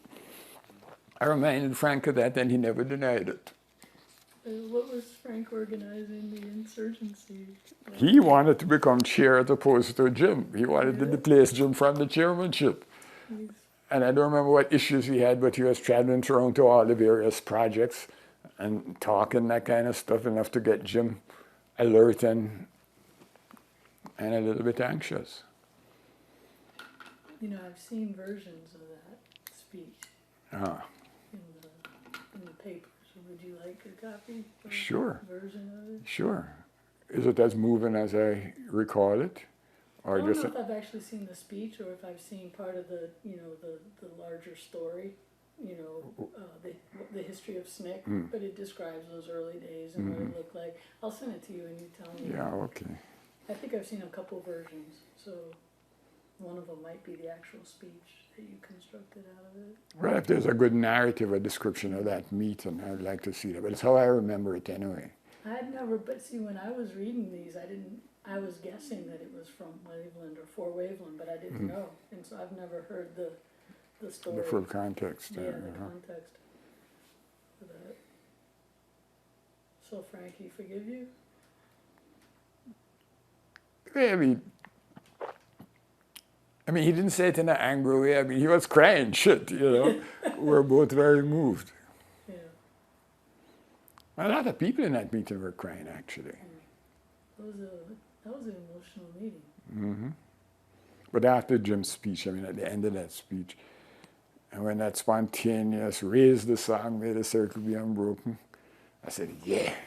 You primed it. Then I ran out to the meeting. Judy says that there's another point in that meeting where it felt like things were just coming apart.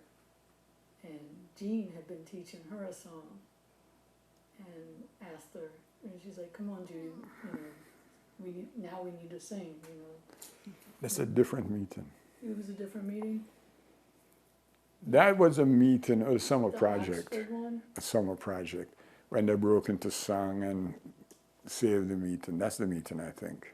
I think, well, I know what you're talking about. Well, that's, at least that's one I heard. Yeah. Maybe there was another I one. think she said it was another one. It was a different song. But You 'cause remember the what- one at Oxford, that was Freedom, they say, is a constant. They say that freedom is a constant sorrow, yeah. Which is a very haunting song. So I should, since we're talking about Waveland, I should probably ask you about the notorious Waveland. Your brother Stokely's comment. That's thoroughly discussed in that book. I know it is, but maybe not everybody will. Unfortunately, not everybody will read the book. Maybe you could do it for a different I will. audience. So let's start with. So you said that the SNCC conference at Howard was your first Assignment, you're right. On my first political lesson, you see, when Foreman decided to set up a SNCC office, and the NAG people suggested that I should have the job, I didn't have anything doing. I just graduated, so it was great. They wanted a Washington representative, the impolite term for which is lobbyist, and somebody who could maintain the interests of SNCC before the national media in Washington and on the halls of Congress and, to the White House if you could get there. So they wanted a presence in Washington, which is,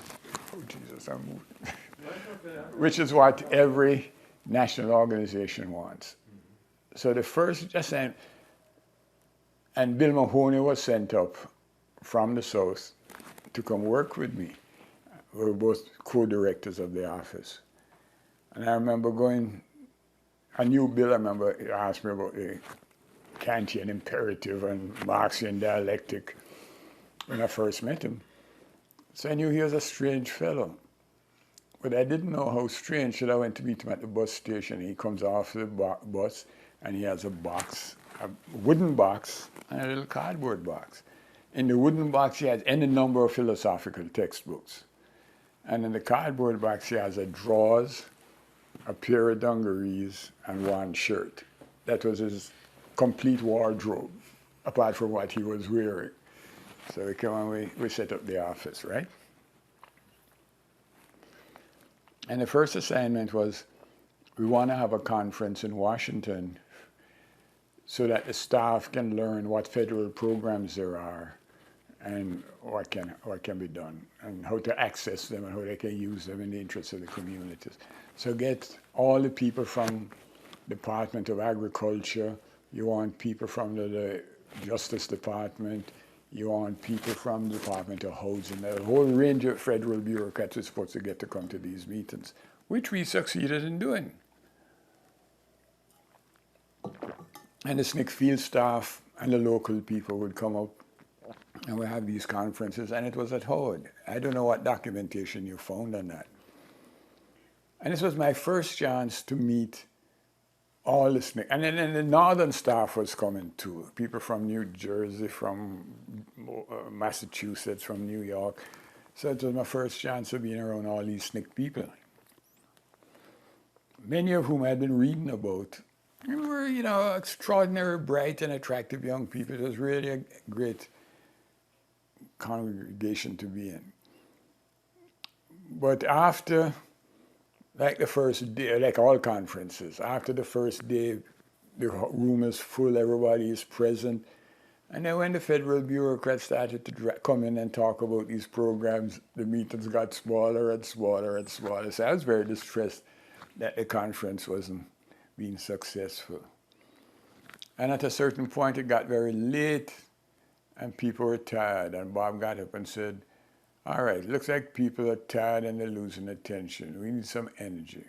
Mrs. Hamer, come and talk to the people. That's the first time I saw Fannie Lou Hamer. And she got up and talked about how she went to register and they stopped the bus, they put her off the plantation, shot into her. It was a very powerful story, and Mrs. Hamer was a powerful speaker. And then she started to sing. And the whole room started to sing. And that was my first real introduction to the Southern spirit of the movement, because Mrs. Hamer was the exemplification of Southern black culture and the best of it, you know. It was a very powerful, it's the first time I heard Mrs. Hamer, and it was a very, very powerful occasion for me, which I have, you know, never forgotten.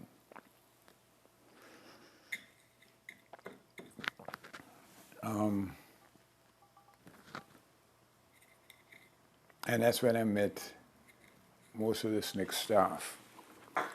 But ultimately, the conference was judged to have been very successful, and people got the information they needed. And I got my first political lesson from Jim, because to do this conference, you have to get resources. So I'm going around the place to all the labor unions, all the liberal political organizations, which really was my job. I mean, most people who send lobbyists to Washington send them with big bankrolls, so they giving out stuff to people. I was going around the place asking people for stuff. So I really recognized black power in those terms when it came. You know, we no longer have to be supplicants. We got to take something to the meetings. We got to have something to trade. We got to go into the meeting with something, not just our hat in our hands. Because like the meeting I told you about with the Catholic Archbishop who told me he had just been inaugurated and the ceremony was expensive and his ring cost him so much. And it really was like the movement was going to white organizations seeking support, almost as a charitable dispensation. And I wasn't having all that great success going to the usual suspects, as it were. And then I went to an unusual suspect who was persona non grata and an outsider organization, the Teamsters. And the Teamsters gave me $1,000, which was a lot of money, to me anyway. And the first contribution I'd really gotten. So I said to Foreman, I said, Jim, the Teamsters have said they would give us $1,000. But can I put their name in the program as one of the sponsors? Because, you know, you're not supposed to deal with them. And Jim says, Mike, you can't sleep with them at night and refuse to walk down the street with them in the morning. So the Teamsters was right at the top of our list of sponsors. When you're trying to find money for that conference and you're doing this circuit and having those conversations, did anybody talk about the issue with not the founding conference, but the one in October of 1960 when Bayard was invited and then uninvited because of AFL-CIO money? No. Who would have talked about that? I didn't know if it, within the organization. I I mean, Jim knew about it, he wasn't there for it. Julian would have been somebody who was around for it. Yeah, but I was asking people in Washington Right, for yeah, I funds. just meant, so you I mean, wouldn't have known nobody, the SNCC people. right, nobody briefed me on that, no. Yeah. So did you, But I will get back to that Washington liberal establishment before our business here is finished today. you have more to say? Yeah. So you opened that office, the SNCC DC office in like what, fall '63 then? I would say so. Yeah. I would say so. And then that conference, I think it was like right after Kennedy was assassinated in Right. So that would have been in what, November? Something like It that. was over Thanksgiving. Right. You're right. It was a Thanksgiving conference, right. Yeah. And at that point, did you know that you were going to be working on the FDP challenge? Or was that still The FDP brewing? didn't exist. I was going to say they were still working out the details. The for the FDP summer. didn't exist. One of the first other responsibilities we had was when Bob came to Washington, Bob Moses, and said that they were planning the summer project. The summer project was when, 63 or 64? 4. All right, but this was in fall of '63. Yeah, So in the spring of '64, Bob came and said they had made this decision after discussions with Robert Spike and the rabbis, and so they were going to inundate the state with these Northern volunteers because the movement had come to a stalemate. And what had been happening, all the killings that had taken place up to that point were of local people. Because I think there was a policy not to kill the volunteers because they had congressmen up north. And like Bob came with a phone number to the Justice Department. And besides which, the volunteers, the SNCC workers couldn't vote. I mean, the outsiders, the Northerners couldn't vote.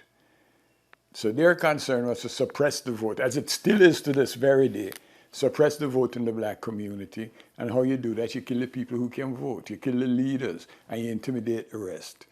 So, and it was after the murder of Lewis Allen that I think Bob decided to have the summer project and bring in people to break that logjam.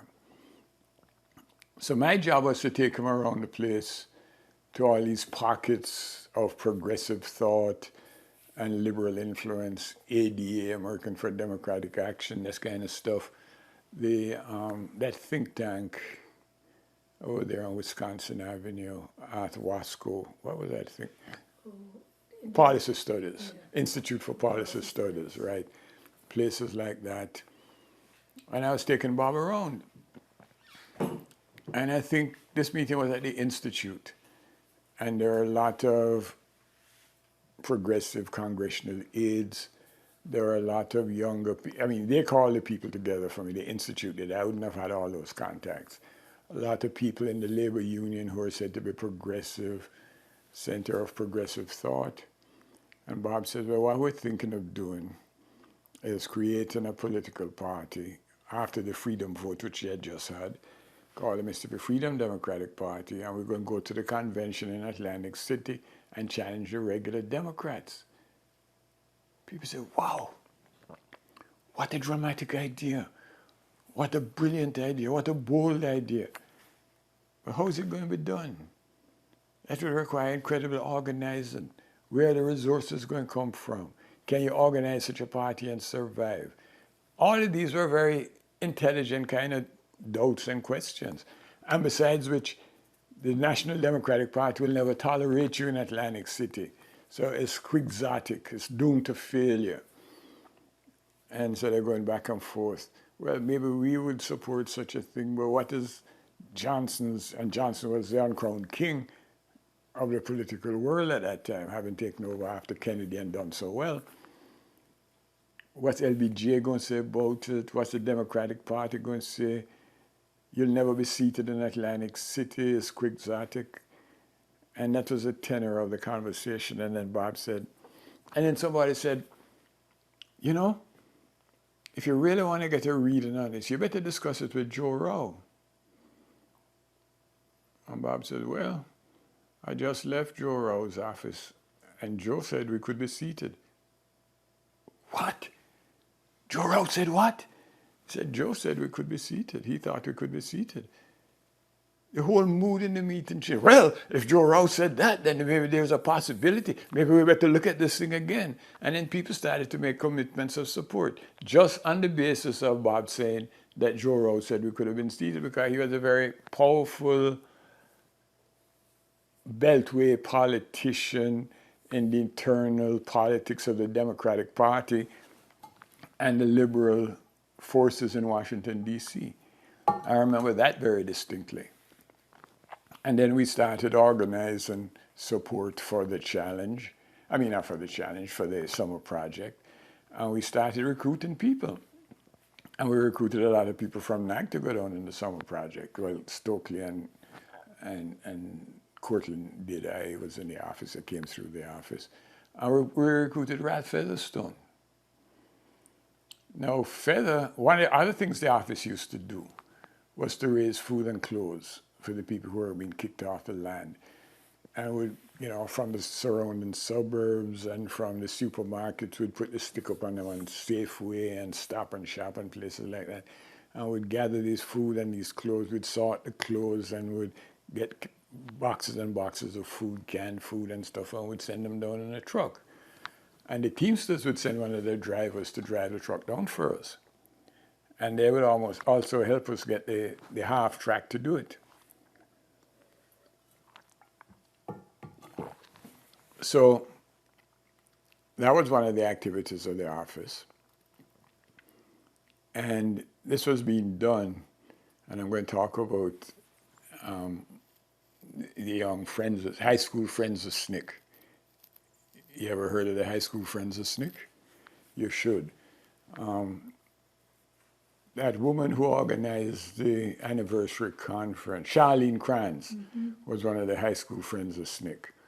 And there were young white people who lived in the suburbs whose people were probably employees of the federal government or professional people. And there were a great group of high school kids who I really loved them. We put them to incredible. We had some little schemes that we used to work. Couldn't do that in Washington anymore. All right. So they used to come in. They used to help collect this food and clothes. They used to help make the appeals to various people. We'd appeal to churches, we'd appeal to schools, and everybody would have a collection. We'd collect it, come to the office, we'd sort it, we'd send it. One of the people who shared our office was a committee for miners, led by a Scotsman named Hamish Sinclair. But their Washington representative was a young guy named Joel Drexler. And we gave them space in the SNCC office because they didn't have nothing. And this was when in Hazard, Kentucky, there was a huge miners' strike against the coal miners and stuff like that. And one day, Joel decided he was going to bring a group of miners, people active in the strike. And about 10 or so of these hillbillies came.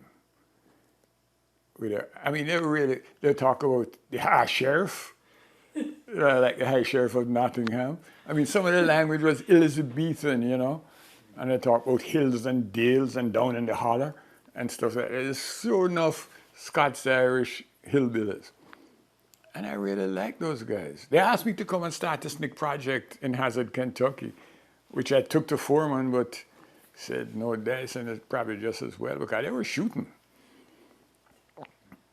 And when they came in, I said, okay, Joel, I take them to dinner. And there's a black restaurant, it's supposed to be the most fancy black restaurant, called the Keys Restaurant, down on U Street in Washington. And I took them there. And we went inside to eat. And we're at the table. And I said, you guys can have a drink on SNCC. The guy ordered a Salisbury steak, mashed potatoes, and some green peas. And his meal came. And it sat in front of him, and he just looked at it. And a tear ran down his cheek. And I looked and says, I didn't know what was going on with the guy. I said, something wrong, sir? He says, no, It's just like this, the best mess I've had in 2 years. Best mess is what he called it, the best meal I've had in 2 years. And he was, you know. So when they left, I said, shit, the people in Mississippi won't mind. Well, I said, load up their van with as much food from the drive to Mississippi as we can spare. And we just loaded it up, you know, lots of canned beans and stuff like that, and sent them back to Hazard, Kentucky. And they allowed us how it would be a good thing if SNCC was to come set up a project there. But that never went very far. Didn't some white workers go into Hazard a couple of years later down the road, working with Ann Braden maybe? If so, I don't know anything about it, but SNCC didn't start a project there. And if we were going to start a project, by that time we didn't have the White Folks Project, but if we were going to start a project, that would have been how to do it, you know. I think eventually one of the legacies of the White Folks Project went into India, but I'm not sure. That would have been, that would have been some years down the road. Yeah. So the high school friends of SNCC used to come in to sort and package and pack up the food and clothes to go down. But they were rambunctious going to high school students, you know, well-meaning, and I loved them all. I said, oh, y'all got to get this shit organized. And this black guy who was teaching school came in and said he wanted to see what he could do. I said, here's what you can do. Take control of that bunch of rascals over there and get them organized to get this food and clothes going to Mississippi where people need it. And he took control and he organized them, and he had a way of reasoning with them. He had a way of being firm with them. But obviously a splendid organizer with a certain quiet authority to him. You know who I'm talking about, right? It's Ralph Featherstone. And Feather was to organize many truckloads of food and stores to Mississippi. And then came the summer project. And Feather, he was married. And he was a little bit older. He had been an all-city point guard, high school player. He had graduated from college, and he was teaching school, I think in a middle school or something like that. And he said to me, Mike, I think I want to go to Mississippi on this project. I said, Feather, ain't you married? And unlike the rest of the SNCC people, you know, he's a young man who had started his career. He had a teaching job. I said, hey, let's go talk. So I went out the office and we sat on the curb looking at the FBI car that was always parked across the street. And I said, Feather, you know, there's a hell of a good chance that everybody who goes down there ain't coming back. And he said, well, it's my people and it's my people's struggle. And if that's the way it goes, that's the way it goes. I said, all right, brother. You accept it. And he left to go to the orientation in Oxford. And on the way down to Mississippi after the orientation, after Shirley Goodman and Cheney had disappeared, a lot of the cars came through Washington. I remember I developed a lot of respect for progressive Jewish people because one car came, after Shirley Goodman and Chairman disappeared, I walked into my office, that's the SNCC Washington office, and all these really nicely dressed, attractive, youngish to middle-aged women had taken over. And they're saying, call so-and-so. My husband gave him $500 for his last campaign. Call him. He will answer us, and call so-and-so. And they're calling congressman, which is my job, you know. So I stand up at the corner of the office, and nobody pays any attention to me. I'm saying, this is my office, and all these people done took over. And there's mothers from Long Island, and they're all Jewish, as a matter of fact. And I said, damn, they're getting through to Congress people that I ain't never been able to speak to, so let me just stand there and watch their work, you know, and they're busy calling. And then one of the cars going down to Mississippi stopped to check in at the office. And this big, dark-haired, curly-haired, good-looking kid came walking into the office, and he looks in the back and says, Mom, what are you doing here? And she looked up and says, hey, what are you doing here? She said, I'm going down to Mississippi now. And she ran and hugged him and kissed him. And I said, damn. Because my mother had been burning up the telephone lines from Jamaica saying, if you go to Mississippi, Mike, you will get killed. She didn't know what Mississippi was, but somebody who had known some knowledge of Jamaica must have told her this. She said, if you go to Mississippi, I'm going to get the FIB after you. I said, you're going to get the FIB after me, are you, Mom? I said, but I'm not going. That's okay. I got to work here in Washington. So I was very struck by that mother who just kissed her son and said, you know, go with God, God bless you, and sent him off to Mississippi. And seemed so proud of him, you know. Was it hard not to go to Mississippi? Mm-hmm. Well, my mother was threatening to get the FIB after me, so. But I finally got there, but I didn't get it. Well, by the time I got to Mississippi, they sent me back to Washington. Never forget that. What happened? Giat met me as soon as I walked into the meeting, and I'd said, no, I'm going to Mississippi. I wanted to be a field organizer. I wanted to wear the blue jeans and run from the sheriff and do all the romantic kind of things. And Kunstler, Arthur Kenoy, and Bill Kunstler, they met me. I said, Mike, just the man we're looking for. I said, what? Because I turned over the SNCC office to Jim Monsonis. Mm-hmm. You're going back to Washington? I said, what for? He said, you're going back to Washington to start the MFDP office. I said, God damn it. We're challenging the Mississippi congressman. You got to go back and start the office. So I had to turn around and go all the way back to Washington. Was that at the end of the summer? Was that after the summer? Yeah. Yeah. This was after the end of the summer. So another car headed south after the Jewish mother and her son that so moved me. Stopped. And who should burst in the office but Ralph, with a big smile on his face and his chest all puffed up. I'd never seen him so happy and so exhilarated and so energized. He says, guess what, Mike? I'm assistant director of the Freedom Schools. Well, what's interesting about that is that in the short time of the orientation, which was about a week at the most, people out there working had picked up the abilities of Ralph. And Ralph was made, you know, assistant director of the Freedom School. And he was the operative director because, what's the name of this guy who was at Staunton Linden? So I don't think was in Mississippi during the summer. He had helped write some of the things and write down the formulations of the committee, but it was Ralph who ran it. And he was, his chest was all puffed up, he was so proud. And then a very good friend of mine, whom Ralph introduced me to, later on when I was running the MFDP office, Ralph comes into the office with this really long, red-haired, white young man, and said, Mike, I done brought you something. I said, what? I said, here, he coming to work in the office. He was a volunteer in Neshoba County. And Ralph was working in Neshoba County after the disappearance of those people.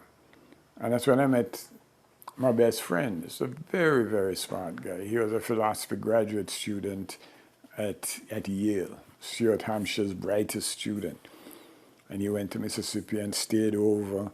And he really loved Mississippi, and he was a very perceptive guy. He understood his perceptions of black culture and everything. And he worked in the office for a while. Very funny. One time, we had some victory in the challenge, and we went out to celebrate, and our office was down in southwest Washington, close to Capitol Hill. So we went to this little restaurant, which was really a hillbilly kind of restaurant. And we had dinner, and then we had a couple of drinks, and then we had a couple more drinks. And it was my friend Alan Giat, who, as you know, weighed 300 pounds. Jan Goodman, who would be a great person for you to interview. She's a very, very smart woman. She has more political experience, certainly, than I had. She used to work in presidential campaigns, and she was the assistant coordinator of the MFDP office for the challenge. Jan Goodman. She's now a lawyer in New York, live in the village. So There was Alan, myself, Lawrence Giat, and Jan Goodman. There was 4 of us. So we had dinner, and we had a drink, then we had another drink, and we were talking about things that was taking place in the House Administration Committee, and we were talking about, you know, Capitol Hill gossip, the things that people inside the Beltway talk about, and we were getting quite relaxed. So I must have had 2 or 3 drinks, maybe 3 or 4, I don't know how many, it was 4 hours.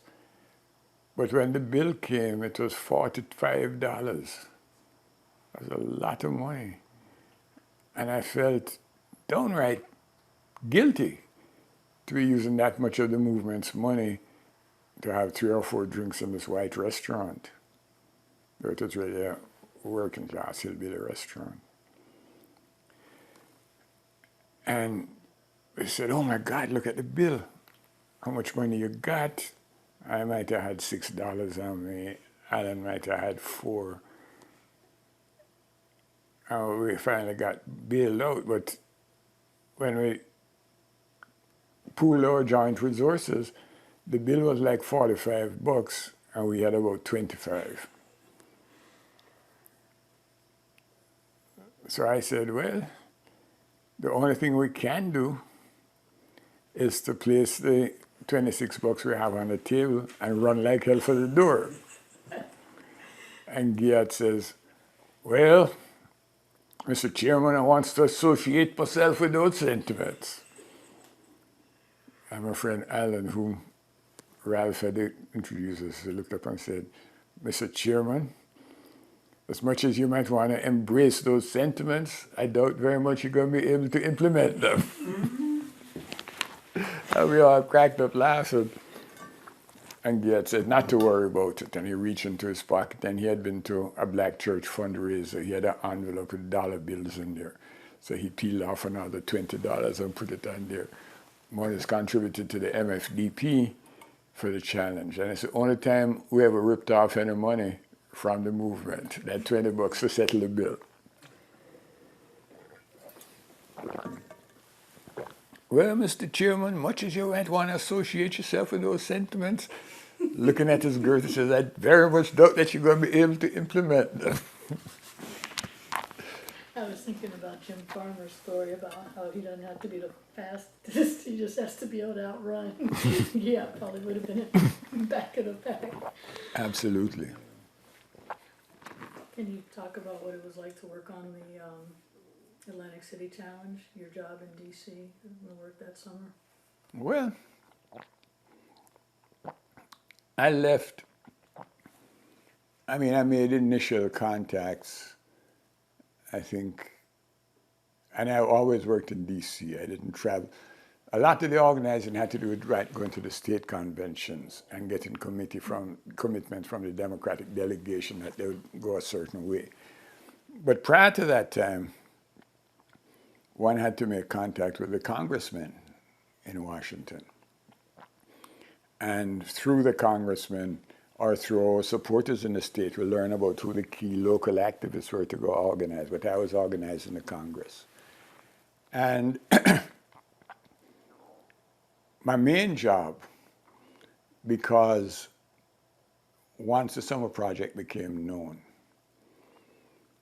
a wave of propaganda swept through the Beltway. And it essentially was what the Mississippi crackers were saying. And it's what the incipient right wing, because they weren't as well developed now, were saying. That A is a totally quixotic action that is doomed to failure. And if it's not doomed to failure, it's not a good faith action. They pretend, they being us, pretend they're going down here to do education, to run culture centers, but they're really going down here to disrupt the state and to embarrass the state of Mississippi and the national government, like the Freedom Riders did. So it's really a very cynical procedure on our part. And number 3, what these cynical activists, Maoist adventurers trying to do is to get young white Americans down here to get them killed. and young American students down there to get them killed, which in a sense they had out of me in the office because, I mean, all these people, my colleagues, the people I'd met and were working with, they were American students. And they were decent and well-meaning people. And the last thing they wanted to do is kill anybody. And why instead of talking about the terrorists who are doing the killing, they're talking about the potential victims that we bring in. I mean, it was really perverse. And people like Evans and Novak were writing that. People like that guy who was supposed to be the dean of Washington columnists. One of them was gay, it was two brothers. Yeah, you know who I mean. And they were naturally syndicated. And even Drew Pearson got involved in a very curious way. And it's another story that probably needs to be told. But so all that propaganda started being put out against the Summer Project. How did you try to combat it? Well, as best we could. But I didn't know, I mean, I could see what the columnists were writing. What was the name of that other guy besides Evans? Evans and Novak were kind of rabble rousers, but this guy was austere and had gravitas. What's his name? Two brothers. And their names are all over the history. So I'd recognize him if you said it. Mm-hmm. Where did I last see him? A story either about Jackie Kennedy or Eleanor Roosevelt, to whom he was a great advisor and confidant. That's the level at which these motherfuckers moved. And he came out and said flat out that he had clear proof and evidence that what SNCC was trying to do was to create martyrs. I was trying to lure people down here to get them killed so as to embarrass the country. So, at the same time this is being said, there is a campaign of vilification taking place in Mississippi, saying that the state is going to be invaded, that these people are disease-ridden, syphilitic people coming to infect white women with various sexually transmitted diseases, that they're communists being financed by Castro and Cuba. And the state is passing all this draconian, absurd legislation in a special session. It's illegal to rent a room to a visiting white person or a black person. I mean, all kinds of... They're buying tanks and tear gas dispensers and that blue paint that would paint people blue so you know who's in demonstration. They're stockpiling shotguns and machine guns. So a real crisis atmosphere has been created in the state. And then the Klan is burning crosses every weekend. And then the media down there, the radio talk shows, and the print media, Jackson Clarion Ledger, Jackson Daily News, are publishing all these very incentive, what do you call it? Incendiary? Incendiary, but no, incite. Inciting. Yeah, inciting comments. And nothing else is appearing in the Mississippi media, demonizing the volunteers, whom I'm up in Washington recruiting, and I know that to be the best young Americans you can find, very earnest and well-meaning, but creating an atmosphere where if you're just an ordinary young white Mississippian boy brought up on the rhetoric of the lost cause and the Confederate, whatever it is, and Southern patriotism, then you would conclude very strongly that your patriotic duty as a young white person would be to kill these invaders who are coming to completely disrupt the state, besmirch white womanhood, and spread communism and disease. I mean, if such a person were coming into my state, I'd want to off them too, right? So, and then we discovered that a version of this was being circulated among liberals. Some young white woman at school in the Midwest sent us a letter that her father's best friend sent to him when he called on and said, my daughter is thinking of going to Mississippi to work on voter registration and education and work in a freedom school. It seemed like a good thing. What do you think? And this guy wrote and said, that's the rhetoric of what they're saying. That's not what they intend. They just want to get young white students killed. And this person was very important in the Democratic Party. I can't remember who it was or what his exact title was. But he was a mover and a shaker in Washington. And I said, damn, if the establishment is saying this shit, we need to counter it. And we'd call press conferences and we'd do whatever. And nobody would show up or very few people would show up. Every time we'd call a press conference, the White House started, they would call a press conference. So the political press would like, hey, you're going to go to the MFDP, the SNCC office, or you're going to go to the White House. And so we were stymied in that way. And that is where I remember, so one of the things we started to do was to say, look, all this provocative, very dangerous, incendiary rhetoric and mobilization is taking place in Clyde State, and the country's paying no attention. So we got to get some congressmen, if you can get some decent congressmen, maybe Adam Clayton Powell, who's a committee chairman or somebody, he wouldn't do it. I don't know if I got to talk to him. But to talk to Congress people to see if there can be a congressional hearing on the circumstances in Mississippi, in which case the media would have to attend. And if they get the right witnesses, if they get black people to come and testify, if they get SNCC people to come and testify, there's no way the story can be suppressed. So that was part of my job preparing for the summer project.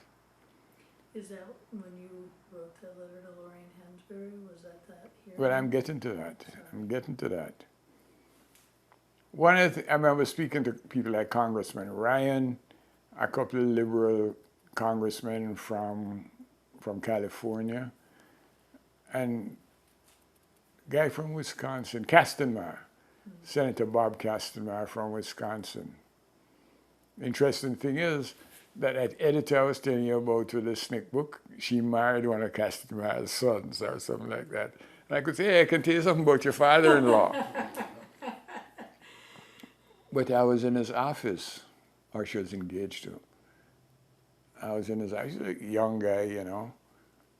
And I started to recount everything that was being said in the media, everything that the Klan was doing, everything that the mayor of Jackson was doing, that the political leadership of the state was doing, and what the media was saying. And I kept saying, you know, it seems closer, more and more to me, that if this continues, there's going to be killings, maybe even a bloodbath. There's going to be violence. I mean, it's what they're setting, they're programming it for that. And as I went on, just adducing evidence, and this happened, and this has been happening, and this has been happening, I saw Kastenmeier's head start moving down and moving down and moving down, like a burden was on his shoulders. By the time I finished the description, his head was lying on the desk. He was laying on the desk. I said, so Congressman, we've got to have a congressional hearing. He says, we'll never get a hearing through. He said, the White House opposed to it, and the Democratic leadership is opposed to it. Were they opposed because of the upcoming challenge? There was no challenge at this point. Oh, you mean the challenge in Atlantic City? I don't think anybody took that really real. It's just that, you know, business as usual and congressional privilege, and they were pushing out the position that it's really agitators coming, and also that in a great many of the congressional committees, Dixiecrats, because of their longevity, had senior roles in there. I mean, look, there was 5 Mississippi congressmen that we were trying to unseat. And between the 5 of them, I think they had 235 years seniority, you know? or something like that. But it was some unheard of figure. Simply because after you won those little white primaries, you get elected to office, and it's a lifetime job. So they were able to jam things up in the Congress. And that was why we said, okay, if we can't get a congressional hearing, we should try and get our own hearing. And that letter you saw to Lorraine Hansberry, and we could go get it and read from it if you want it in the record, was what we did. And what we did was we got Bob and the people in Mississippi, the Mississippi movement, to get a bunch of local people, black people. I don't think we had any white witnesses. And we rented the National Theater in Washington, and we contacted a lot of prominent American citizens. I remember Norman Mailer, I called him up to come. And he was a very good guy. He had a Brooklyn accent. He said, geez, you know, I'd love to do that. I'd really want to do it, but maybe it's not in your best interest. You know, my reputation ain't really so good these days. He had just stabbed his wife. He said, so my presence there might not serve your purposes. And I said, thank you, Mr. Mailer. And I respected him for that. Yeah. So what we did was, I remember we got these people from Mississippi to testify. Miss Hamer, of course, being prominent among them. Hartman Turnbull being prominent among them. Mr. Miles, Mr. Steptoe. Mr. Steptoe's great story. Yeah. You know the story I mean? Mm-mm. You know, Mr. Steptoe was little, about 5'4" or something like that, very slightly built. And the sheriff down in Emmett County was a huge, big redneck. And this was after they killed Herbert Lee for leading voter registration in Emmett County. Mr. Steptoe takes down a second group of people, black people, to go and register to vote. And Mr. Steptoe, again, slight, almost petite guy, but brave as a lion. There's a group of Marines, is going into the courthouse, and the sheriff comes looming over him and puts his hand on his gun and said, Steptoe, state your business. What are you doing here? You remember Mr. Steptoe's answer? Mr. Steptoe says, well, Sheriff, if I lives, I'm going to register to vote. And at that point, the answer to that question wasn't clear, whether Mr. Steptoe would live, right? Yeah. So we brought him up to testify. And Moody came. She brought two young men, two beautiful young guys, about 14 and 12 years old, who testified about being put in the stockade. They were some of the best witnesses. And we got these distinguished Americans. It was in the National Theater. And we even hired stenographers to write it down, or we made a tape recorded, one or the other. But the transcript was developed just like a congressional hearing, and it was published just like a congressional hearing. The transcript of those hearings is something I wish I'd saved a copy of. But that's the kind of stuff we used to do. That's the kind of stuff we used to do in preparation for the summer project. You said earlier that there was a memo that you'd really like to have a copy of. That's the Voting Rights Act memo. Okay. So I'll hold off on that. But let me ask you, so what was it? Look, I'm stumbling over my questions. Miss Baker worked on the Atlantic City Challenge out of the Washington. Right, Miss Baker came up. By then, I did that initial work. But when the summer begun, I left the office, and Jim Monsonis took over. And Mrs. Baker came up and started doing a lot of traveling, I gather, to the various state conventions and stuff like that, and carrying the message in that way. Had I maintained in the office, had I remained in the office, I'd have probably done some of that. But, you know, there's also the question of my very clear and evident Jamaican accent, and the fact that I'm not an American citizen. So it seemed like it wasn't the smartest thing or the most effective thing for me to be running around to these various state conventions, telling them to go challenge the Mississippi delegation. Who the hell is this foreigner? Or as my good friends in Mississippi put it, funny talking Mike Thelwell to be doing that. So what were you doing instead? None of your damn business. All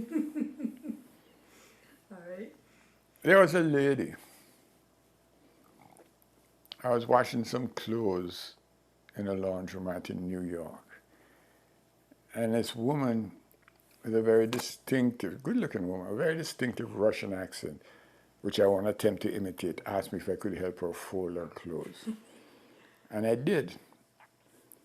And we had a conversation. And she gave me her telephone number. And I called up the number, and the woman who answered had a French accent. And I said, you came to the person I'm trying to call because the lady I'm calling has a distinctly Russian accent and I'm looking for her. And she says, well, is there a message? And I give her the message. She says, she will call you back. But then the woman who called me back had a German accent. I said, what is going on here? Well, it turns out she was a character actress. And she had all these accents down pat. And she had me going like hell. So I spent a couple of months when I exiled myself from the SNCC office. I had a picture of her downstairs too, one of the big promotion pictures, with this lady of the many accents. So were you around during the actual Atlantic City Challenge, or were you exiled? I wasn't in Atlantic City. No. I wasn't in Atlantic City. But I got all the reports from people who were, SNCC people that came back. And I really was very tempted to go to Atlantic City. A curious sense of appropriateness and protocol. I said, look, I'm not working in the SNCC office anymore, so I'm not actually on the SNCC staff. So why should I want to go push myself up in Atlantic City and present myself? But the fact that the mood and tone in SNCC, it didn't have to be on staff. All kinds of people were showing up. If I'd gone, all my friends from NAG would have welcomed me. And, I said, why I go up and make demands on SNCC resources, needing a place to stay and all the rest. I'm sad I didn't have any money because I wasn't on the SNCC payroll anymore, so I was very broke. So that's why I wasn't there. Yeah. And then you started working on the congressional challenge? Well, then I came back after the summer was over, after the convention challenge was over, and decided, okay, there had been some offers of some literary people who wanted to sponsor me for a kind of literary patronage. That's really what the fuck it was. I'd won a couple of national prizes for short story writing and stuff like that. And one day I'm in the dorm at Howard, and there's this very New York, sophisticated voice on the phone, a woman called, Mr. Thelwell? Yes, ma'am.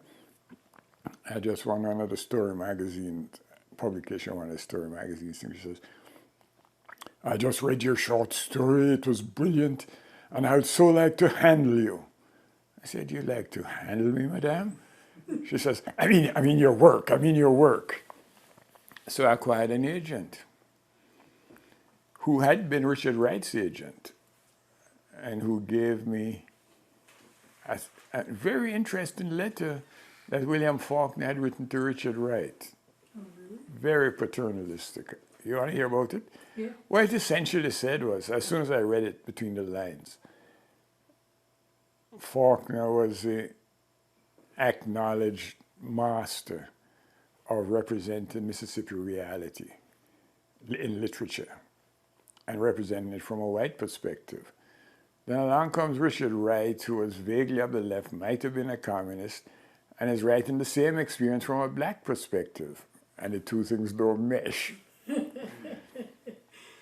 So Faulkner, it was very much my son. I've read your book, and it was very much in the rhetoric of the new criticism the kind of deification of art and the artist. I have read your work and you appear to have talent, and I believe one day you could be an artist. And you might succeed, you just might succeed in the difficult task of becoming an artist if you will eschew hatred, and so and so and so. So in other words, tone your goddamn message down and we might accept you at the high table of literary art. Do it on in that vein. But if you only can get away from hatred and recrimination, one day you may become an artist. And she gave me a copy of that letter, which I never kept. I didn't keep Malcolm's letters, fuck, you know. But anyway, yeah, so I'd gone to a meeting. And at the meeting was the editor of the Southern Review, whose name I cannot recall right now. A writer for the New Yorker magazine and his agent. And this was a meeting in New York. In fact, the guy I was staying with was the editor of Crown Press who had published my last story from this contest. And that was a story in which it's called Community of Victims. It has to do with a young black man at a bus stop, a white woman at the bus stop, and a drunken black man who comes up and starts to aggressively approach the white lady, and then the young black guy intercedes. He's trying to save face for the black drunk. He's trying to save him from getting into trouble with the police, but he don't want to appear to be kissing up to the white lady either, so he's got a problem how to handle it. And at one point, when they sit down on the bus, the woman touches him on his knee and says, thank you, to get his attention, says, thank you. And I remember the editor of the Southern Review said, that's a very intimate gesture, get it out, right? But anyway, I'm at this meeting and they proceed to tell me how talented I am and how they think I really have a career as a writer. And there was some talk, well, there was a strategy. I would write 2 or 3 short stories, which I would submit to the editor of the Southern Review, and which I guess would, upon negotiation, if the right quantity, they would be published there, which would be the basis for seeking a contract for me for a novel. And then somebody had a friend who had an apartment in Venice or Naples, where I didn't speak the language, so I'd have to write, that was vacant, and it could be made accessible to me, available to me. And I could do this novel right quick. At this point, I had been out to Jamaica for 4 years. I wasn't African-American by any stretch of the imagination. But I'm not saying anything, you know, I mean, just write a novel, you're a talented writer, go write a novel. And so obviously what I had was patrons, literary patrons, you know, the kind of patronage and clientelism that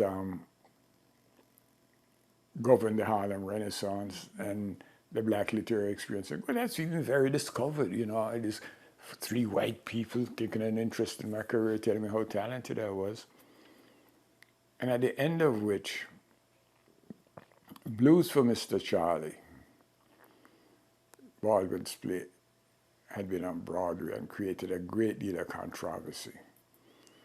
And the agent said to me, oh, by the way, said to the group, I mean, we had finished the discussion, and I said, okay, we got it. All right, very good. I could write these stories, we get the contract, everything is in place for a literary career, right? To change the subject. By the way, have you seen Blues for Mr. Charlie? And a couple of people said they had, one maybe said they had. And she says, well, it's just atrocious, just awful. That James Baldwin is finished. I had a great deal of respect for Jimmy Baldwin. That James Baldwin is finished. In fact, I think we're ready. It's time for a new black writer. And look at me and smile. I said, oh, is that what's going on? So I left and went back to Washington and called up Jim Foreman and said, I'm coming back to SNCC. He said, well, come down south. So that is what happened. We're discussing what the black writers' responsibility were and about, son was about rising in Washington. I remember we had to send out and get liquor from bootleggers because the stores weren't open. And Jimmy got to swaying a little bit and says, well, my young brothers and sisters, here we are. I, James Baldwin, a black writer, must in some way represent you. No, you didn't elect me, and I didn't ask for it, but there we are. But I can promise you this, if you can promise me that you will never, ever accept any of the degrading and reductive definitions of yourself and your humanity that this republic has prepared for you, I, James Baldwin, can promise you that I shall never betray you. That was the high point of that evening. I've never forgotten it. Stokely quotes it in his book. None of us who were there forgot it. And Jimmy never did. So when this woman says, you know, that's probably not on the tape, that James Baldwin is finished, we're ready for a new black writer, I need just time to get my ass out of there, you know, and not go back. I think it was when the Carmichael book came out. Or it could have been when The Harder They Come came out. They got their phone call from the same lady saying, Michael Thelwell, I thought I was your agent. I hadn't spoken to the woman for 20 years, you know. But she wanted a claim. Well, she wanted to reestablish a professional relationship, I guess. So did you work in the South for a while? Or did you immediately get sent back to... On the next plane. Yeah. I get to the meeting. It may have been the meeting, could have been at Waveland, or it could have been the one at the seminary in Atlanta. You can check which one it was. Okay. After the conventional challenge. Oh, after the convention challenge, that would have been Gammon. That would have been? The convention challenge, it would have been Gammon. Yeah, Gammon, okay. So it was the theological seminary in Atlanta. That's where it was. And as soon as I walked, and I barely had time to flirt with 2 or 3 of the volunteers, and Giat and Kunstler and I came wearing down on me. Mike, we've been looking for you. We've been looking for you. We need you. I said, what for? You got to go back to Washington. Start for an office of the Mississippi Freedom Democratic Party. Gave me $200 to start the office and sent me back to Washington. He wasn't going to have you in Mississippi with him. And I went back to Washington for the challenge. So Giat handed me $200 in cash. He said, go rent an office and equip it and get ready because we're going to challenge. Now, it's important to understand the challenge strategy. The convention or the practice of challenging seats in Congress really began with Reconstruction, where a lot of Southern delegations were coming up and Republicans were challenging them, or the Republicans would come up and Democrats would challenge them as to whether they truly represented the state or they truly had won legitimate access to the seats they were going. And to do that, a process was developed. First of all, that Congress is the only judge of its own legitimacy. So you couldn't challenge for a seat in court. You couldn't go to a federal court and file a lawsuit and say, I'm the true representative. It's all predicated on a vote in Congress, which means that ultimately it's a political decision, and it's all predicated on who has majority in the Congress. And if you're a minority party, if your party don't control a majority in the House, there's no point you going and challenging for the seat because they're going to outvote you. And the Democrats had a huge majority. But the process in 1964 when we were doing it, 65, the Democrats had a huge majority. That's number one. Number two, Congress is the only judge.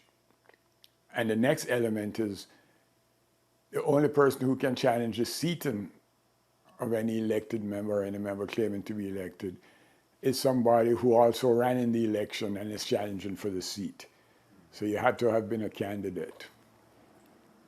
And then, if such a candidate comes forward, the only way you can challenge the seating is when the Congress convenes and the Speaker says, all rise to be sworn in. And as the Congress is rising, then you have to have another congressperson who represents your interests rise first and say, Mr. Chairman, get the attention of the chair. And the chair will say, why does the gentleman rise? He says, I rise to challenge the seating of Representative Crosby, of Miss Crosby of Mississippi, for X and O reasons. And once that protocol takes place, then the challenge goes into effect. And then what next follows from that, if you get the attention of the chair and you challenge the seating, the chair then says to the challenged congressman, please step aside. Why does he say that? Because he can't take the seat until it's investigated. Not till it's investigated. He can take the seat at the will of Congress. But there's no Congress until they're sworn in. They can't do shit. So you step aside, you swear the body in, and then the body could just turn around and vote. He's the representative, and you sit back down. 5 minutes is all the time it would take. Or the body might vote, he ain't the representative. Or there's a real challenge here, in which case a process is then put into motion. The challenger gets his documents and his evidence and is sent to the House Committee on Internal Affairs. The guy claiming the seat, who's been certified presumably by the party in control in that state, he sends his credentials and his evidence, and the House Committee threshes it out and votes on it. They could either vote that the challenge has no validity, in which case the congressman who was sent forward with the credentials will be seated, and that can happen in a week or 10 days, happen very shortly. Or they can vote at the Congress that the challenge has validity. And presumably, they could vote that the challenger is entitled to the seat, but that's just the committee. So when the committee makes that determination, they send it to the complete House, who settles the issue. But that's the only way a seat in the House can be challenged.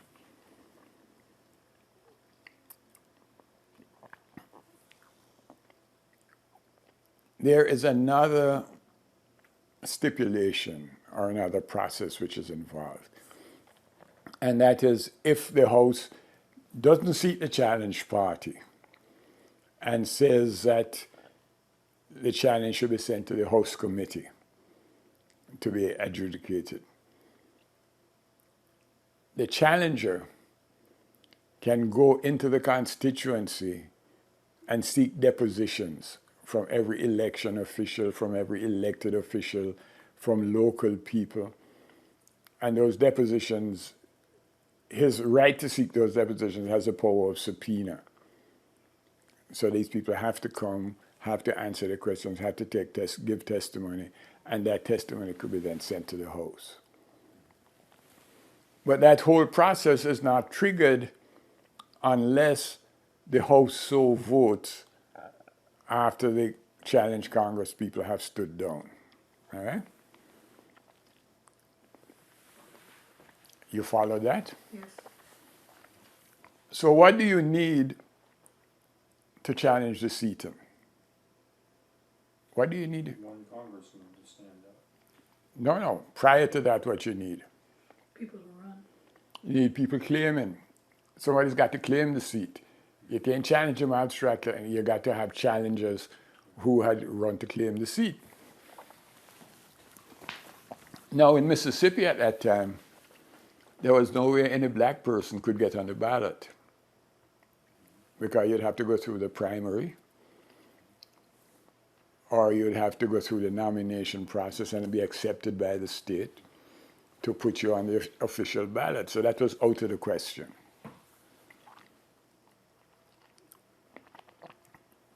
Unless A, you won the Democratic primary, or you won a Republican primary and got put on the state. And both of those parties were at that time lily white. So the only way we could get challenges was to run people in a freedom election. But a freedom election has no official status. So what would cause the House of Representatives or anybody else to accept it as being a legitimate challenger? So you can see it's a very uphill struggle. But after the convention challenge in Atlantic City, which ended with incredibly bad will and recriminations, and SNCC being abused as trying to torpedo the election of Lyndon Johnson, trying to destroy the Democratic Party, being not understanding politics, being politically naive or politically sinister, whichever one you prefer. And we were absolutely persona non grata and the pariahs of beltway politics and internal politics of the state. And that's a situation in which Guyot is sending me back into Washington to go challenge these sit-ins. But Guyot, bless his heart, also had a sense of irony and subversiveness. Because after we left Atlantic City, being abused by every facet of the Democratic Party possible, and even by some of our old allies. We weren't abused by Robert Speck of the National Council of Churches, but he thought that our political acumen left a lot to be desired, or that we weren't dependable people to work with politically. He wasn't sure. He came back over at a meeting we called in Washington. Or he invited us to a meeting and we went, and he was surprised that we went. But to go back to Washington representing the MFDP is like to go to Tel Aviv or Jerusalem, say you're representing the Nazi Party, right? I mean, it wasn't a popular thing to do. But right after the convention, when all this recrimination is being heaped on our head, Guyot went down to Mississippi, recruited Mrs. Hamer, Mrs. Gray, Mrs. Devine to run in the 2nd district, the 3rd district, and I believe the 5th, and printed up all these posters. And he declared, he said, we weren't seated in Atlantic City, but we have undying loyalty to the Democratic Party. We have undying loyalty to the ticket. And we are going to campaign in support of the ticket, which gave me a lot of fun. Because what's going to happen now is that the whole Democratic Party, the whole Dixiecrat Party in Mississippi is going to support Goldwater and going to, support the conservatives. And maybe the labor union down there, the AFL-CIO, and a few liberals are supporting the Democrats. But the only people who are supporting the Democrats forthrightly is the Mississippi Freedom Democratic Party. Most of whom can't vote. Most of whom can't vote, that's the other thing. And second of all, to outrightly support the Democratic national ticket is a kiss of death in Mississippi. So I'll never forget, we had these posters printed up. Lyndon Johnson at the top of the ticket. Hubert Humphrey underneath him.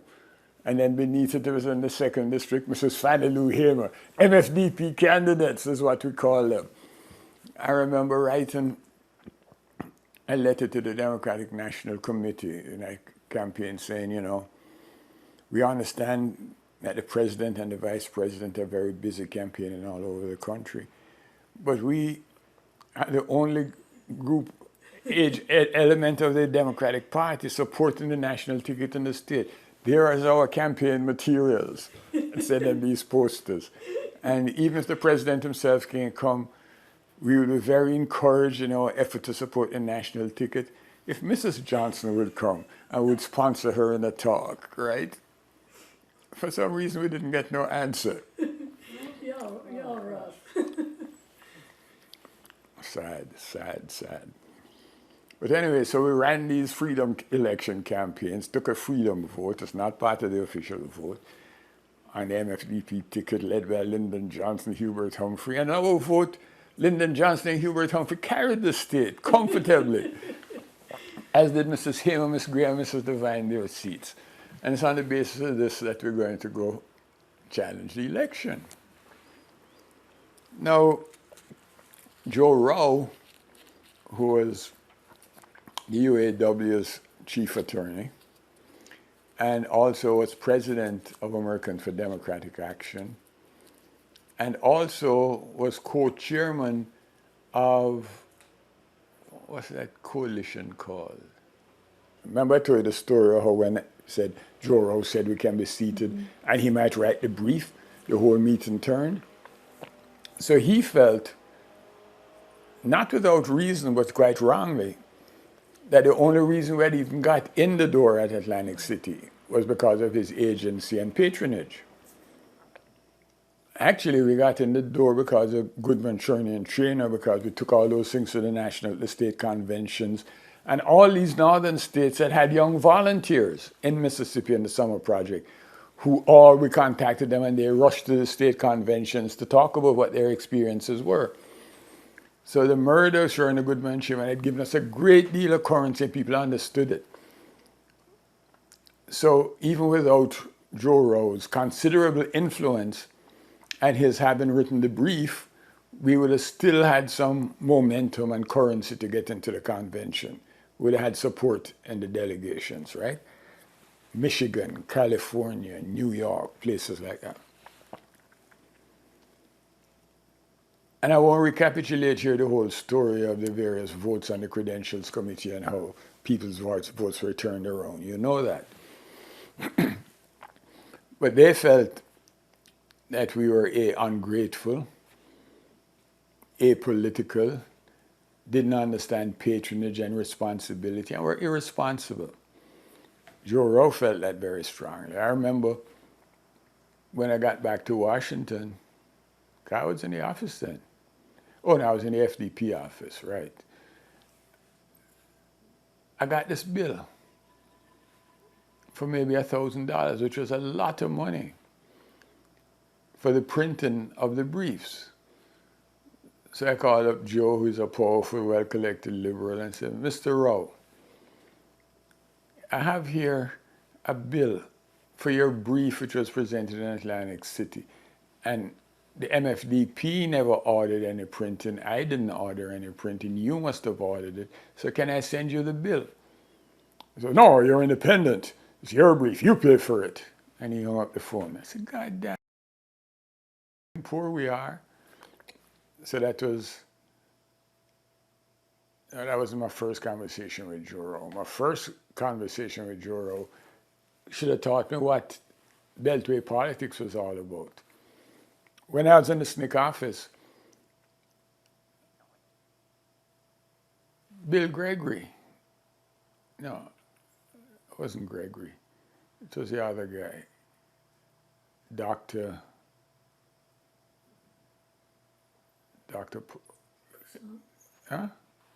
Other black comedian who was also an I Spy, was an FBI agent, his career started.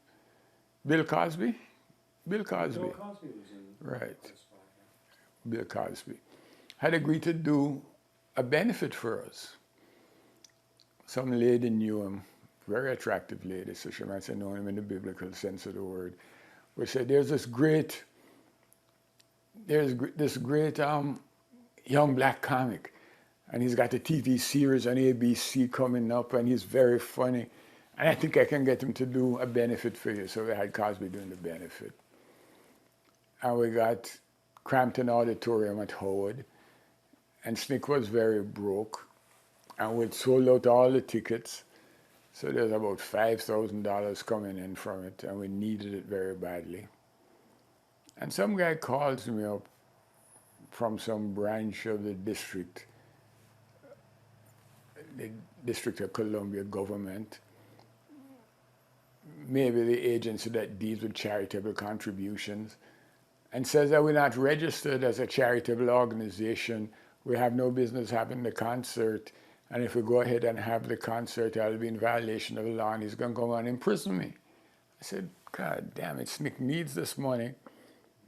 The concert is going to be in 3 days.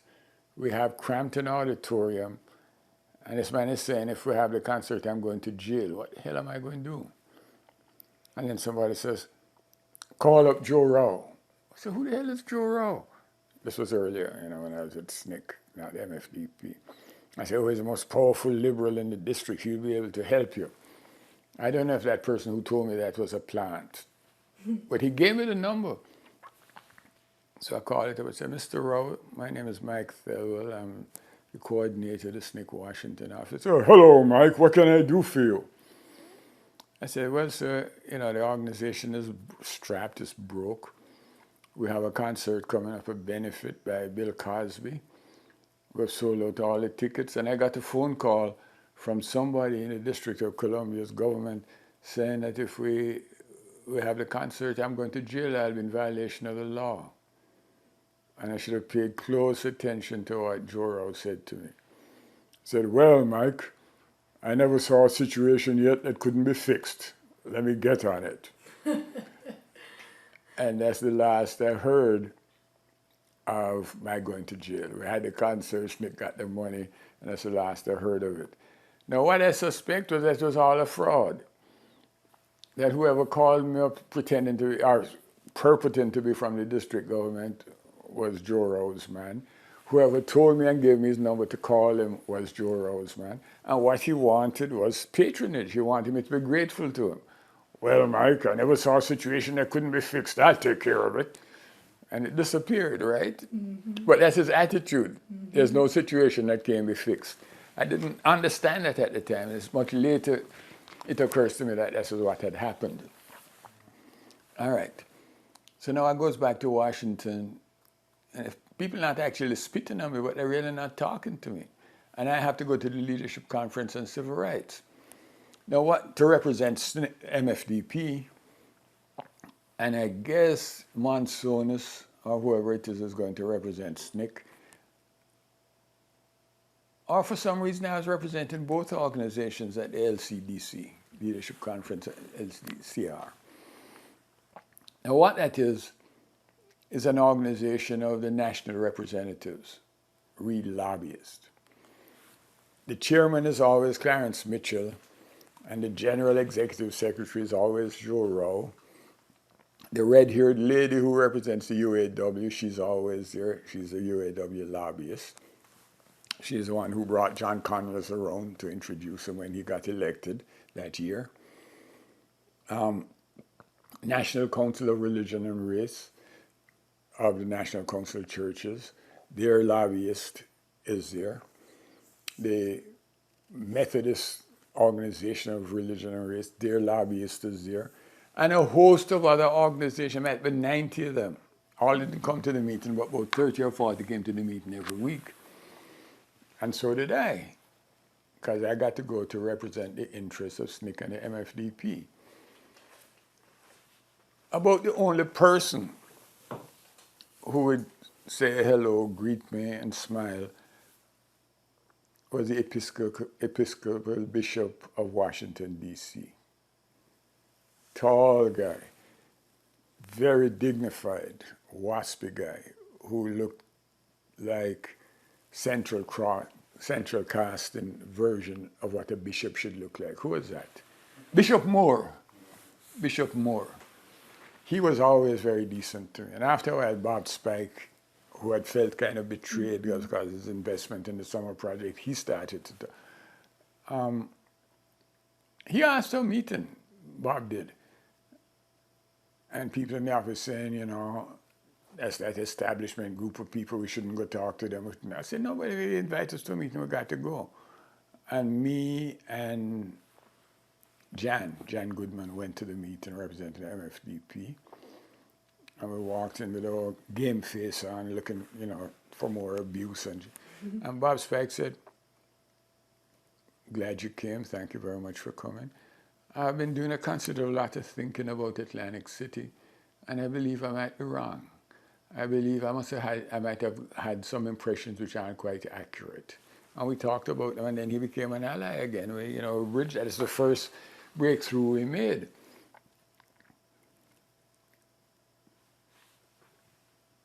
Actually, in terms of sequence, no, it's the vote first.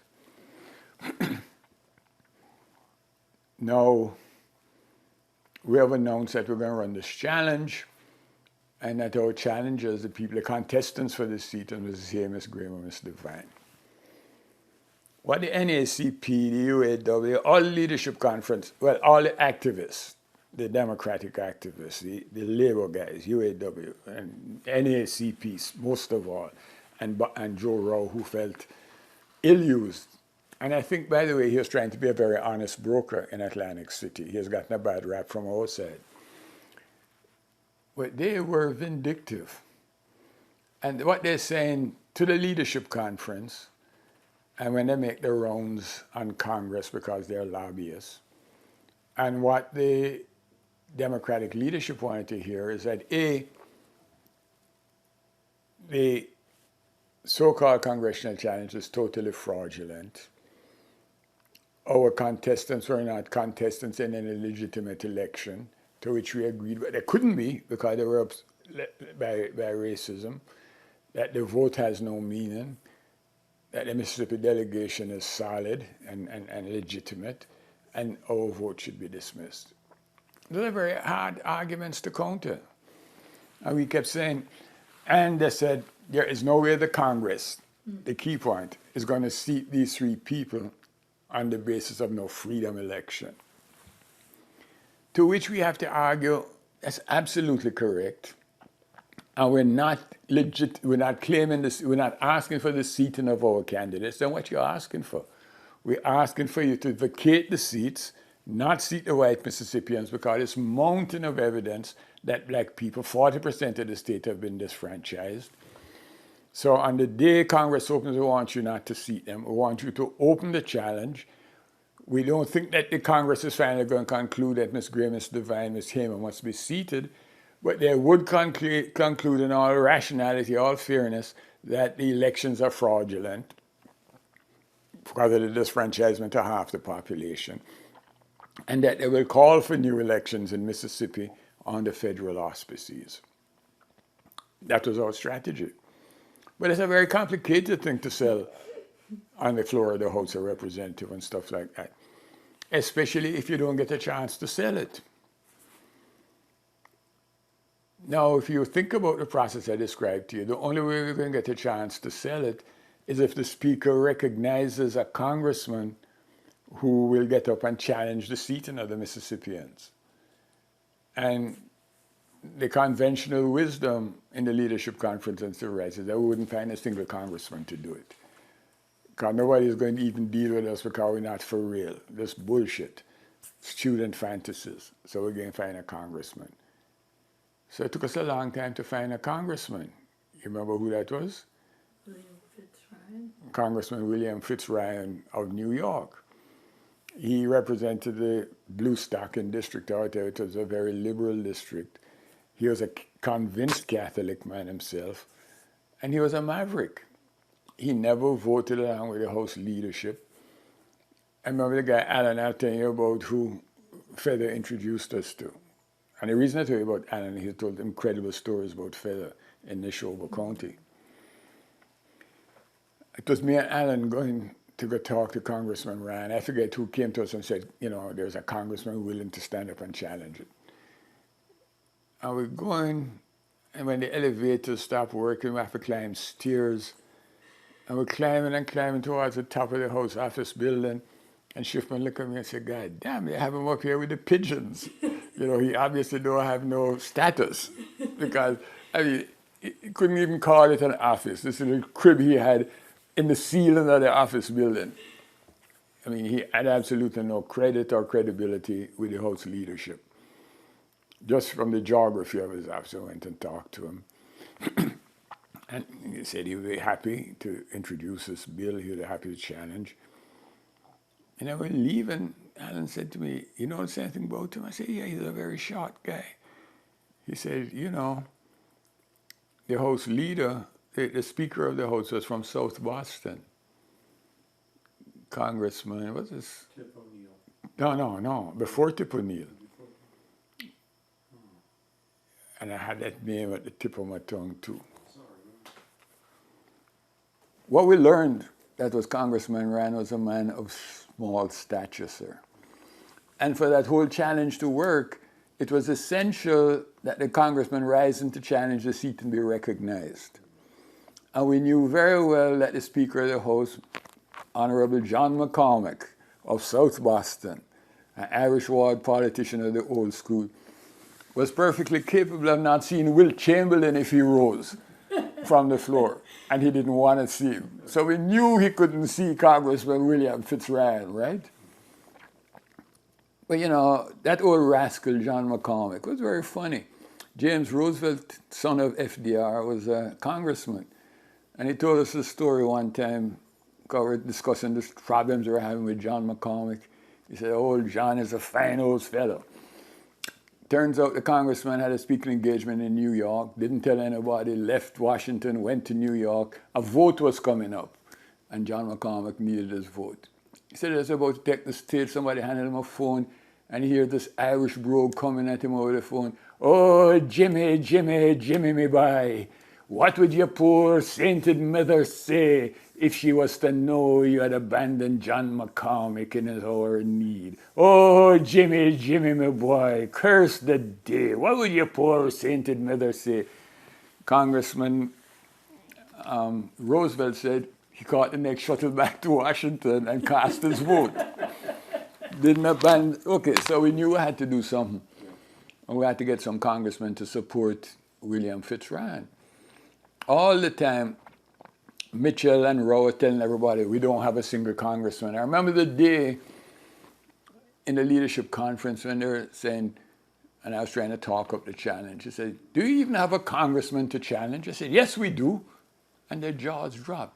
And they said, Who? I said, "William Fitzryan." They said, "Ho, ho, ho, ho, ho." And they laughed, right? So what we decided to do, we didn't know how to even get the challenge recognized, right? And the administration was saying, and the Mississippi delegation was saying it was a totally farcical challenge without merit, it wouldn't be recognized, it wouldn't go anywhere. And the public in Mississippi was believing that. But remember now that Lyndon Johnson had very broad coattails, and he had brought in 46 freshman congressmen when the landslide against Goldwater, and his A-bomb monger himself, or at least that very cynical advertisement of the mushroom cloud, right? So there was 47 or so freshman congressmen who were indebted to Lyndon Johnson. But the thing is, they had to be oriented because they don't know how Washington works. So we got a program for the orientation of these freshman Democrats, and we saw that they were having an orientation meeting at 4 o'clock one evening in some hotel downtown. I forget which hotel it was. So we scraped together the money and rented a little room next door for 6 o'clock that evening. And myself and Jan and some other volunteers stood outside the door as these freshmen were going in and handed them this very well-developed little invitation. "You're invited by the Mississippi Freedom Democratic Party to attend an orientation meeting next door at 6 o'clock. Of the 47 of them, about 15 came. I remember who they were. One was John Conyers, Democrat of Michigan. One was Patsy Mink, Democrat of Hawaii. And the other one, whose name I don't remember, was the best of them all. A tall, saturnine, pale fellow in a black suit, who, as it turned out, was in fact a local undertaker from upstate New York.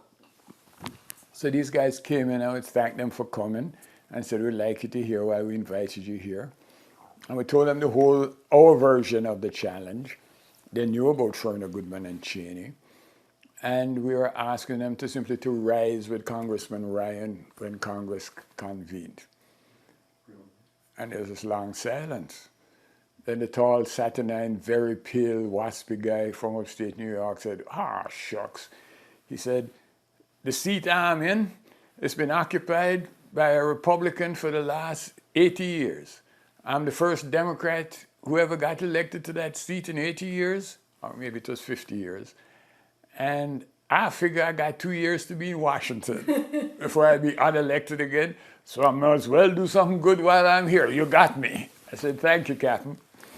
And then Patsy Mink says, I don't see how I could do otherwise. I said, thank you, Congresswoman Minks. John Conyers came to me and said, I just came back.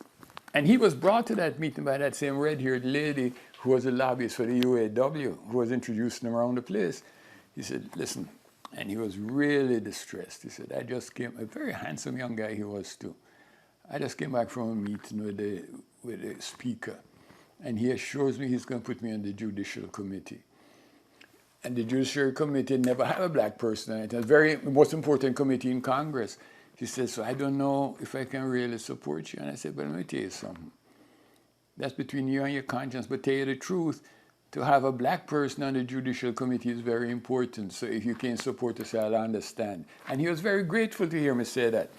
20 years later, when I went back to Washington, 30 years later, when I went back to Washington working on the apartheid issue, I went to his office because he was then head of the Black Caucus. And I said, Mr. Conyers, I'm Mike. He said, I know who you are. You're Mike Thelwell. And he remembered when he first came to Washington 30 years earlier, And so we got Minks, we got the tall Undertaker, and we got 3 or 4 more. So I went back to the leadership conference, and the stats there. I said, well, we have 5 congressmen they agree that they will rise with Congressman Ryan. So Mitchell and Rose eyebrows go, but who are they? I said, I just don't have a list with me today. I really don't have that information. I wasn't going to make the same mistake we made in Atlantic City. Mm-hmm. And then some supporters sent us a letter, and I cannot remember who the congressman was, because in all our lobbying, we only went to liberals. And as far as we were concerned, the only liberals we knew were Democrats. So we assumed we had the votes of the 5 black Democrats.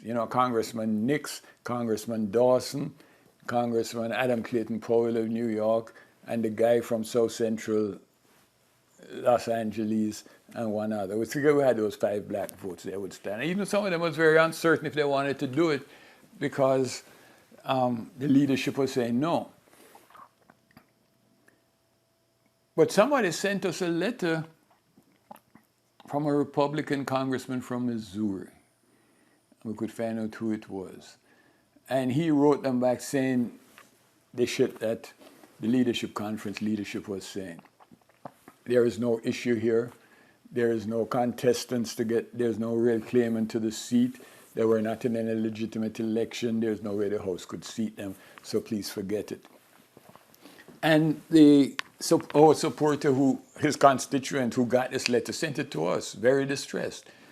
I said to them, look, will you write him a letter? So I wrote him a long letter explaining that we didn't expect him and Gray and Devine to be seated, but that the historic injustice to the black voter in the state of Mississippi. And I'd forgotten the role of the Republican Party after Reconstruction. That wasn't part of my, but I was just telling them, I'd asked Bill Hicks, who's from your state, who was a lobbyist working there, a lawyer, run out to Mississippi, I guess because he was gay, and he was working in Congress, and he used to work with us. And he said, this Congressman Curtis of Missouri. Boy, it's in my head here. He's a very, very important Republican. He's a very powerful Republican. So I wrote him this long letter explaining that we had a legitimate challenge, that we really wanted to challenge the seating of these Congress people, and that we didn't expect to be seated, but we hoped that the seats would be declared vacant and a new election under federal auspices, a fair election, would take place. And I got back a cordial but non-committal letter from Curtis saying, we thank you for the explanation. It clarifies a great deal. We will take it under consideration. Something like that, right? On the day, then we had another meeting. We had a meeting, an earlier meeting, for supporters around the country to generate support in Congress for the vote. And there are two guys in the meeting who I took to be FBI agents, except I thought the FBI would do better than that. They were wearing work boots, and they were wearing really ill-fitting suits. And in such a meeting, you know, it's all kinds of progressives, so they look kind of counterculture, or they're intellectuals, college professors, they look tweedy. These were some working class looking guys who looked very uncomfortable. And the discussion, you know, went on with all the flowing rhetoric and the hypotheses and all the academic kind of bullshit. And these guys were looking more and more uncomfortable, and they came up to me and said, we're from the Union of Electricians. And what was the name of that guy who everybody claimed was a communist? That was a leader. I forget his name. So-and-so sent us. He said, you done a good job, kid, in your discussion. And then I said, what's happening? I said, well, the leadership won't give us any space, they won't give us any question. That's right, those Sphinx, that's the way they operate. Anyway, Maslow, his name was, Will Maslow or something like that. Arthur? No. I forget. Anyway, he says, anyway, Will said to give you this.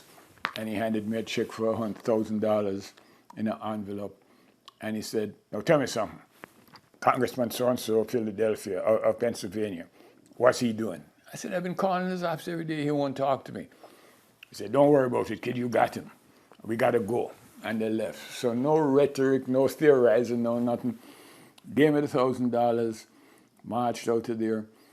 When I got to my office that Monday, because the meeting was over a weekend, I got to the office, Joanne Gavin says to me, Mike, Congressman Green, or whatever the hell his name was, from Pennsylvania, has been calling. He's called 4 times this morning already. He really wants to talk to you. I said, damn, you guys. I said, one class conscious worker is worth 1,000 students. So they delivered that vote. All right, so it come time now for the vote to take place in Congress. And we, as far as we know, we have about 8 or 9 people supposed to rise with Congressman Ryan. So we figure even if John McCormick is having a very nearsighted day, he can't fail to see 9 people rising up, right? And I don't know that Curtis has done anything. But then there was another inspiration we had. Giat and the FDP had sent a lot of people to Washington to lobby Congress. Now, these are, you know, ordinary, simple, poor black folk. I mean, they don't know nothing much about lobbying Congress, but their presence is a statement. And the House office buildings are connected to the halls of Congress by long tunnels, underground tunnels, that have a platform on the side of them. And somebody, I wish I could take credit, because we didn't know what to do with the people, because we couldn't get them all. There was maybe a couple of hundred in them. People really collected money to come to lobby, you know, they were really into it. I mean, there was one group that was raising funds, I forget which town it was, and they raised funds to get the bus to bring their people. And then they sat again and they reflected and said, well, you know, if the people got to ride a bus to come up there, they really can't speak to the Congress as powerfully and as intelligently as they want to. So they should really go on a plane. So they went out to go raise more funds to send their representatives on a plane so they could speak properly. So all these people were there, we had nothing to do with them. And then we said, why don't we line them up on the platforms in the tunnel leading from the House office building to this floor of the Congress? And that's what they did. And I was in there with them that morning. And there was this line of black folks from Mississippi, all in the Sunday dress, which was already pretty threadbare. And we told them not to say anything. They could wave or they could nod, but please don't say nothing. Just stand there. We want these people to see you.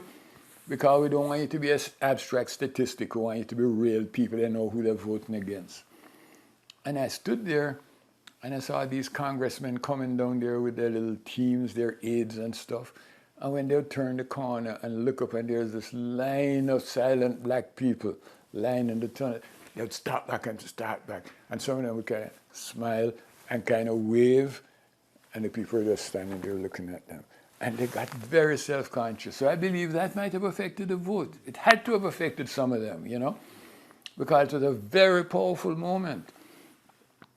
And then I ran up to the gallery. And the reason why the people were standing in the tunnel is because we couldn't get seats in the gallery for them. You know, we had to do we wanted them to feel that they were participating in some way. And I ran up to the gallery, and first of all, you have to have, McCormick's got to recognize Ryan and ask the Mississippians to step aside. Then he swears in the House, and then they take a vote whether the Mississippians should stay aside or not. All right. And that vote is very important because it's a voice vote. McCormick's ears is good enough so he'll hear what you want to hear. The eyes have it, and that's over. So you need to have a roll call vote. But for a roll call vote, you need something like 60 voters. 60 congressmen got to claim a roll call vote, right? So we didn't think we'd get a roll call vote. We thought of victory was getting them to stand aside. And time came, and McCormick said, will the House rise to be sworn? And little Congressman Rand jumped to his feet.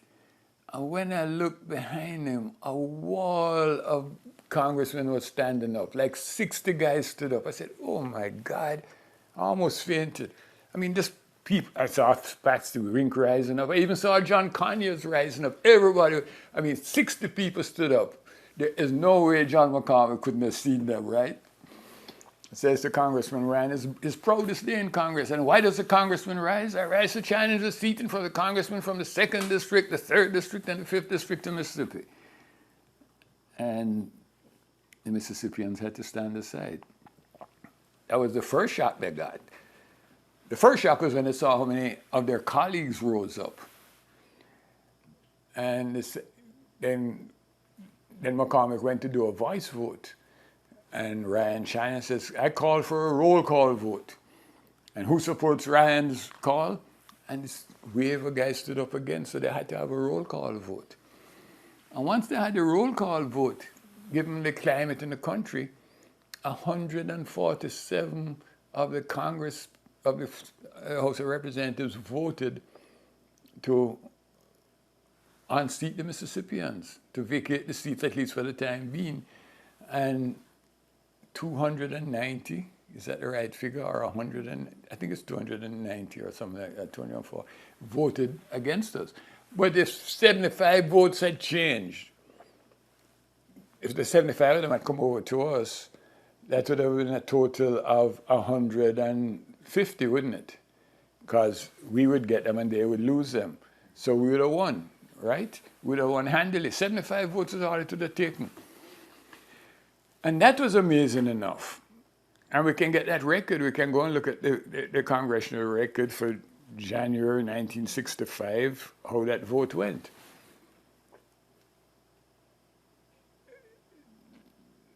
Now remember, we're starting from where Mitchell and them saying that we're not going to get a single congressman to rise to challenge, and we're not going to get a single vote. We got 147 votes. Without the assistance of the NAACP, the UAW, or the rest of the liberal hierarchy. So we did that on our own. If they had been supporting us, we might have kicked them out. I mean, I'm so exaggerated. This is a result beyond anything we had expected. I'm walking out to the gallery, and I see Joe Rowe and Clarence Mitchell just coming. Now, I don't know why they weren't in the gallery to watch the opening of Congress. Maybe they thought it was just a formality, not that important. But no, they're rustling coming, and they got pencil and paper in their hands. I coming out to the door. They said, Mike, what was the vote? I said, 147 to 196, and they write it down. And the editorial dropped out to 100, right? Joe Rowe looks up a little bit quicker with the math than Clarence Smith and says, shit, this doesn't add up. Let's go ask somebody intelligent. And they storm off. I was really quite happy to take that insult because I could see how agitated they were because we had done this all on our own without their support or patronage or whatever else, you know. And I'm forgetting the name of the ex-governor of Mississippi. Barnett? Huh? Coleman. Coleman, yep. Somebody Coleman. J.C. Coleman, right. He looked like another product of Central casting with his long white hair, and he was supposed to be a gentlemanly segregationist. And he was defending the Congress people. Now, he had completely ignored Kunstler and Kenoy. And pretended they didn't exist because they had no political power. After that vote, he sought them out and accepted from them a subpoena to come and to testify, to come and be subpoenaed, to come and be, deposed, to give a deposition. And the media in the state of Mississippi talked about a day of infamy and a day of disgrace, how 147 of their colleagues had turned their back on the state of Mississippi and voted against the sovereign state of Mississippi, and it's a day of disgrace that will live forever. But the governor sent out instructions to every voting registrar, to every elected official, every local official, to accept our subpoenas to testify. In other words, that gave, even though they voted to seat them, that vote to have them stand down gave momentum to the challenge. And then the Lawyers Guild and a few other lawyers' organizations came forward and volunteered. So hundreds of lawyers flocked to the state to start deposing these local officials. And, you know, these white registrars, these white sheriffs, these white local officials who treated black people like it didn't mean anything. They had no importance. They suddenly had to come and testify. And they started to send them invitation that they should come to the State House, they should come to the courthouse, they should come and testify. And we told them, no, don't do that. Let them come to black churches. Let them come into our community. So these white folks had to come cross the tracks into black churches, into the black community to be deposed. And MFDP members packed those meetings. And people, you know, local people would ask them questions. And it's so that so-and-so, so-and-so, and the lawyers from the South came in. And it was a great psychological victory for the people of Mississippi. So that's the story of the vote. Hit it. When Congress reconvened after that vote, then the whole question of the legislative agenda comes into play. And we're trying to get the vote. The Civil Rights Act had been passed, but for obvious reasons, there was no voting provision in there because the whole Lily White South was predicated on that. They didn't think they could get it passed. So that's what we wanted.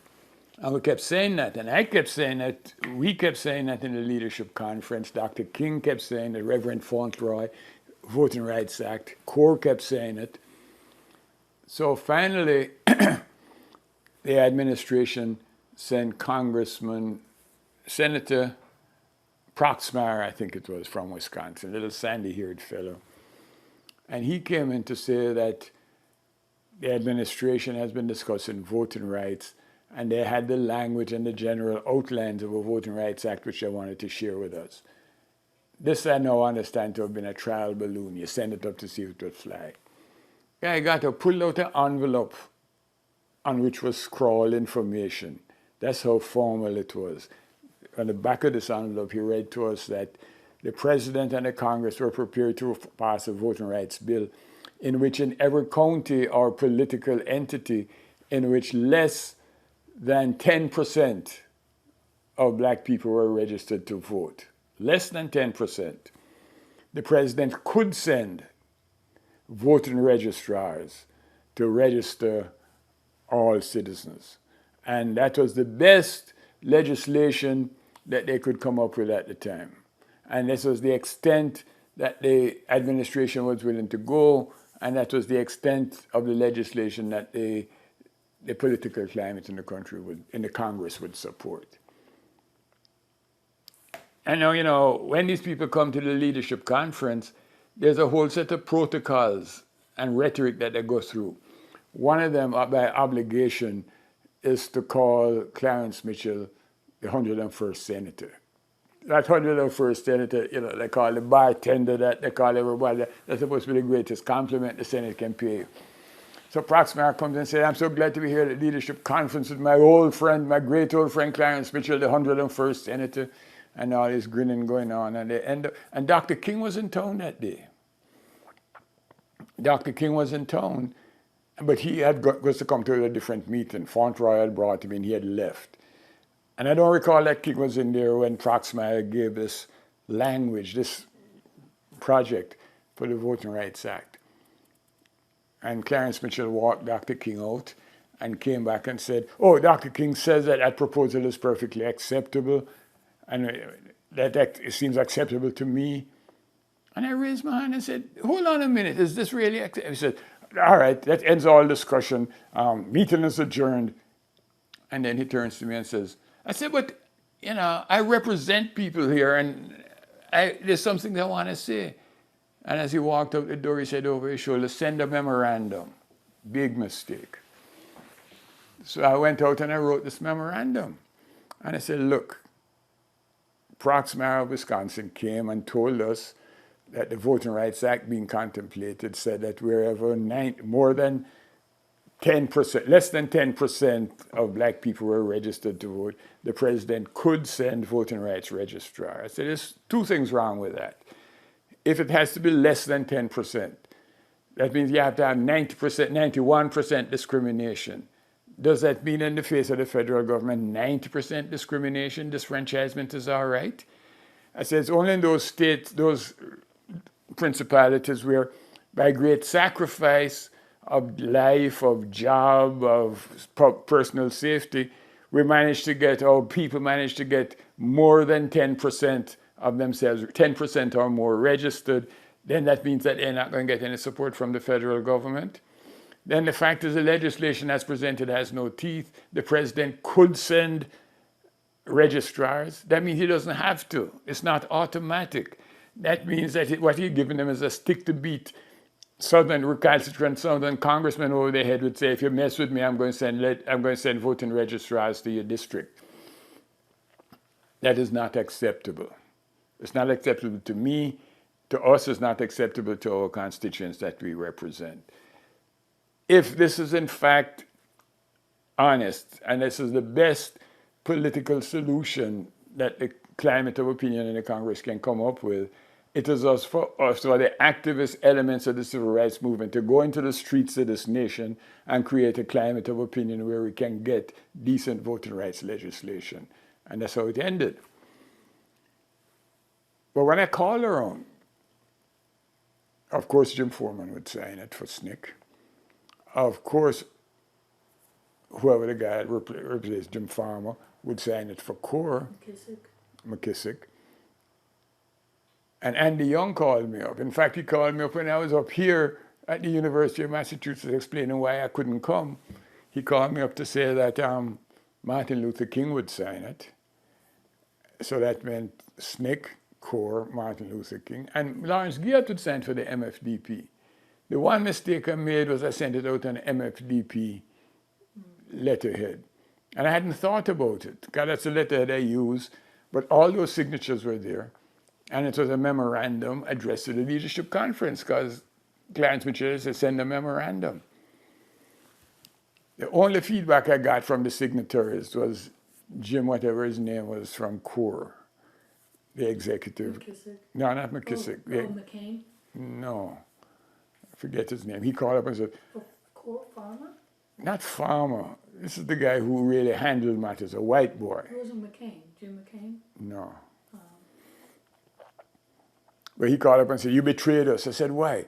He said, well, I thought this memorandum would go out on a blank letter, and no letterhead at all, coming from all people equally. It was sent out on the MFDP letterhead as well. I said, oh my God, I really didn't think about it. I'm terrible. I see what you're saying now. I hadn't thought about it. It's just a letterhead we always used. But nobody else had any objection, except at the leadership conference. We were meeting every week because the legislative agenda is coming into place. It didn't meet. And there was the next week where it didn't meet again. So it's 2 weeks of leadership conference didn't meet. Then somebody told me that Clarence Mitchell had a heart attack, a mild heart attack. Said that I'd called him a traitor and that I was selling out. I never called him nothing. That he was selling out black people and that he was in Puerto Rico recuperating. But they didn't meet. So obviously that memorandum, with Dr. King's signature particularly on it, and going out to all these church groups who are members here. And because the logic was, that's the memorandum I want you to get for me. The logic was irreproachable. I mean, we're less than 10%. 91% disfranchisement is acceptable. So they completely were shown as just being toadies of the administration. So it never meet.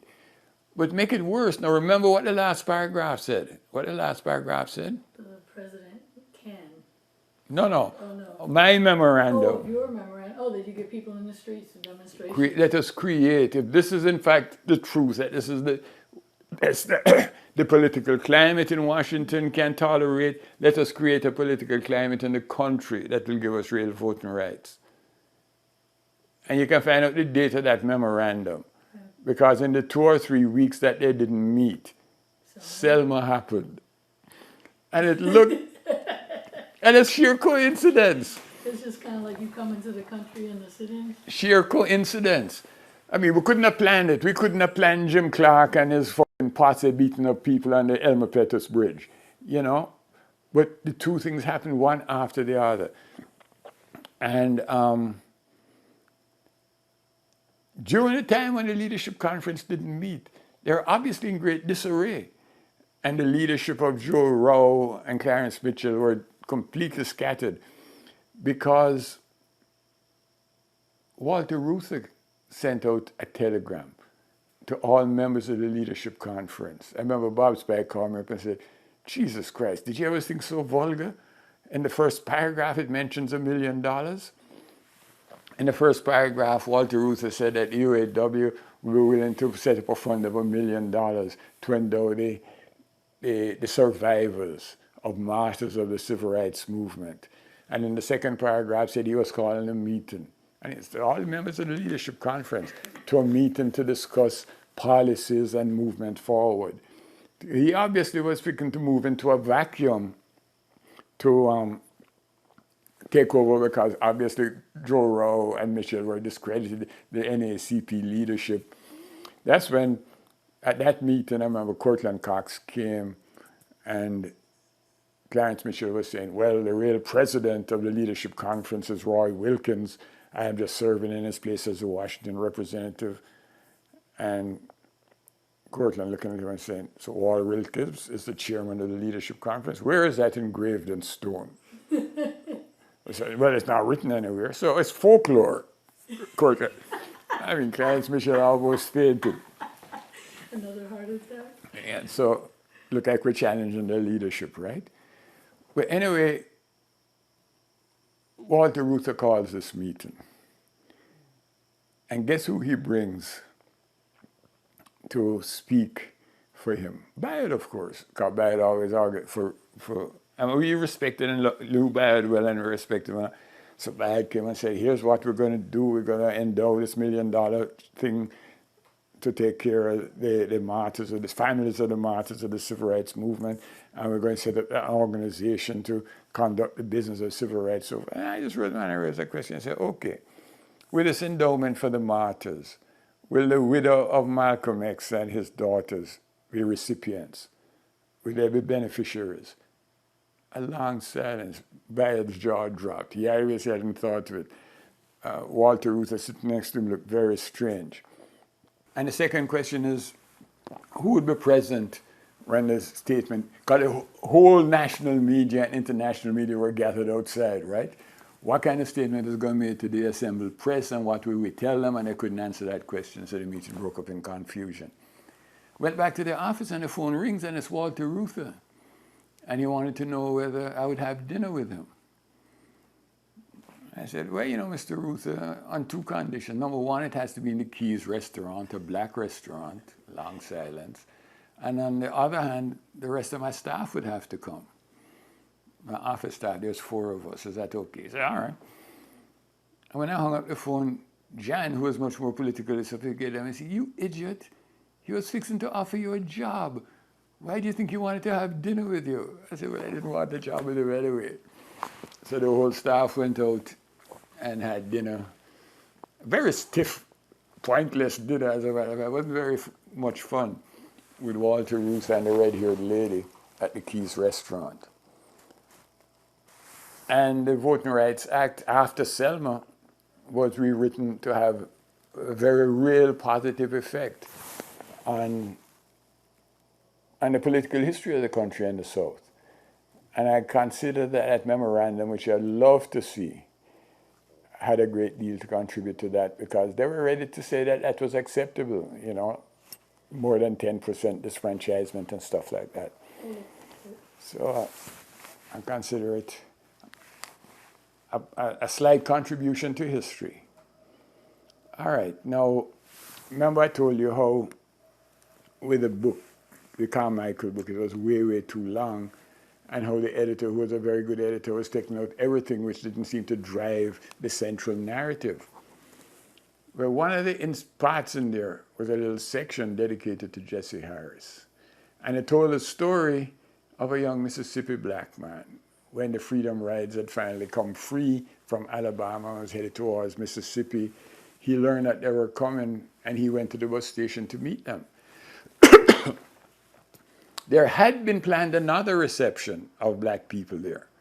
And that was when the crackers who ran the state went into Parchment Farm, got some of the, as they were described, hardest black criminals, the guys who were there for manslaughter or murder, and said to them, we know you always want to kick some white ass, well, you got a chance now. We're going to take you to the bus station. When these Freedom Riders come, we want you to them up completely. And you'll get liquor, you'll get women, and you'll get easier time when you come back. And it was about 10 or 12 black criminals that they had that way. And they thought about it for a minute, shuffled their feet and said, Captain, I don't believe I will. And none of them would agree to come to the bus station to meet up the Freedom Riders, which is one, I think, the single most heroic, because when you're a black prisoner in Parchment in those days, your life has no guarantees, you know? And none of them would do it. But there was one black Mississippian who met the Freedom Riders, a young 17-year-old kid named Jesse Harris. And he walked into the white waiting room with the Freedom Riders, with the black Freedom Riders, as the white ones walked into the black waiting room. And he got arrested. But he wasn't a Freedom Rider. His name wasn't on any list. Nobody knew him. He was a local kid. So they sent him to the country jail, and they sent the Freedom Riders someplace else. The Freedom Riders had some modest protection because after all the violence in Alabama and stuff, the deal Robert Kennedy cut was that they wouldn't be brutalized and they would be treated in a certain way. And the Justice Department was paying attention. But nobody was paying attention to Jesse Harris, the local kid who was sent off by himself to the country farm. And one day, one of the walking bosses told him to do something. And Jesse said, yes. And the walking boss said, yes, what? You mean yes, sir, don't you? And Jesse said, I only say sir to my daddy or to people I respect. So the walking boss said, okay, boy, lie down over there. And he sent for Brown Bessie, which was a big strap. And he tore up poor Jesse's ass, tore it up, beat him up, thoroughly, gave him a thorough whipping. And Jesse stood up. After that, his legs were trembling. He was weak from shock. And the cracker said to him, I guess you know how to say sir now, don't you, boy? And Jesse just looked at him and turned around and lay back down on the log, as if to say, I ain't saying, sir, you can beat me some more. And the guy didn't have the conscience to continue beating Jesse. Jesse, of course, joined SNCC. He became project director in Macomb. He ran the security for Martin Luther King when he came to Mississippi. He was a legitimate hero to us people in SNCC. And after the movement imploded, he became a Muslim minister. Then that broke up, and he got involved with drugs. I think he became an addict. He served some time in jail, and then he disappeared. Charlie Cobb went down looking for him and couldn't find him anywhere. He had disappeared.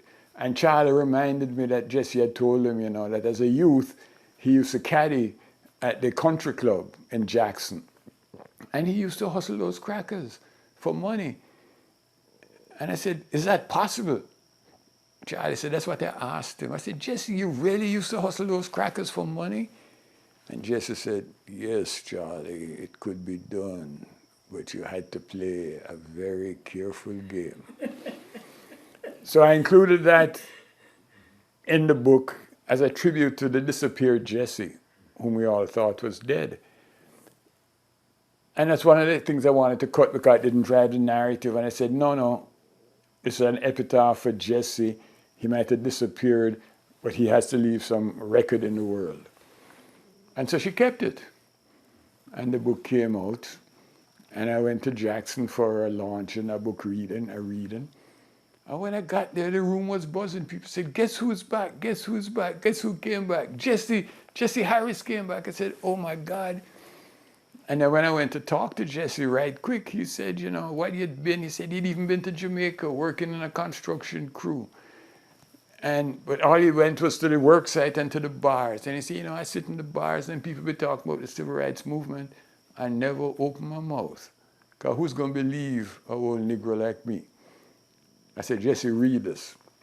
And I showed him the passage in the book that told his story. And I just watched him as he read it very slowly, very carefully, and a little smile crossed his face. And when he was finished, I said, Jesse, what do you think? He said, damn it, Mike, I sure was bad, wasn't I? I said, yes, you were, Jesse. And the next time you go to a bar and want to talk about knowing Martin Luther King and being involved in the movement, you take this book with you. And if anybody challenges your veracity, you just show them that passage.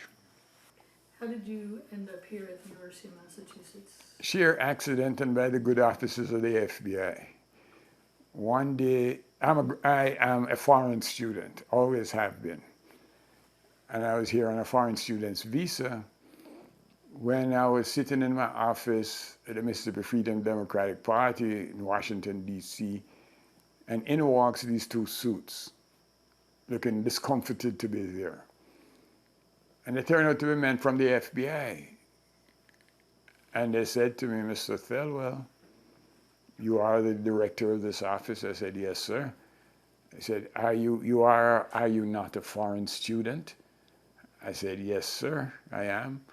They said, you made a pledge when you came here not to involve yourself in the internal affairs of the country, did you not? I said, yes, sir.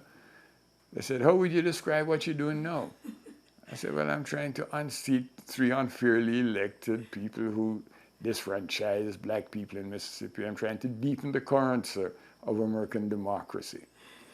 They said, be that as it may, Mr. Thelwell, if you're not in school by September, and this was about June or July, we shall personally come and escort you to the plane and deport you from the country.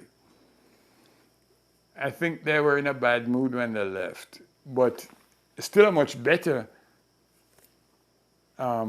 conducting of their affairs than they do now.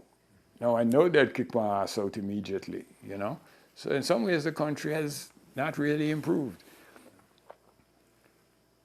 And they also were, I think, a little bit pissed because Len Holt, the snake doctor, the lawyer, came busting in, I think, to defend me, and said, who are these gentlemen, Mike? I said, well, Len, they're from the FBI. He said, oh, the FBI. And how is our favorite girlfriend this morning?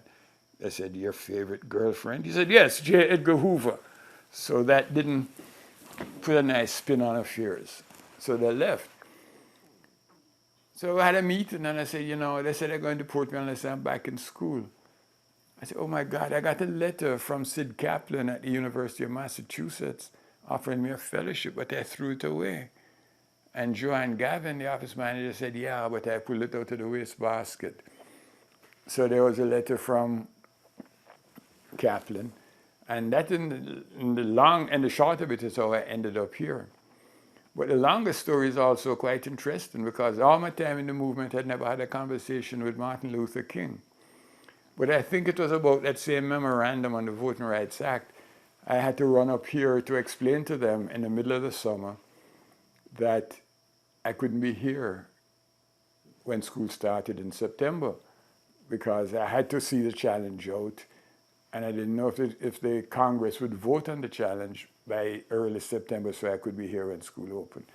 So I said I would have to miss a week, maybe two, but I'd be happy to start.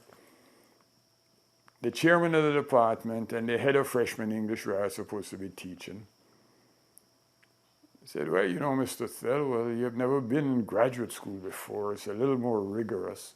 I'm sure they was thinking I'm coming from a black school, I don't know nothing. I said, yes, sir, but I'm sure I'd be able to pick up the work. Well, we don't really know. And they were about to say that either I'd be here on time or not come at all. We don't know if you can have 2 weeks.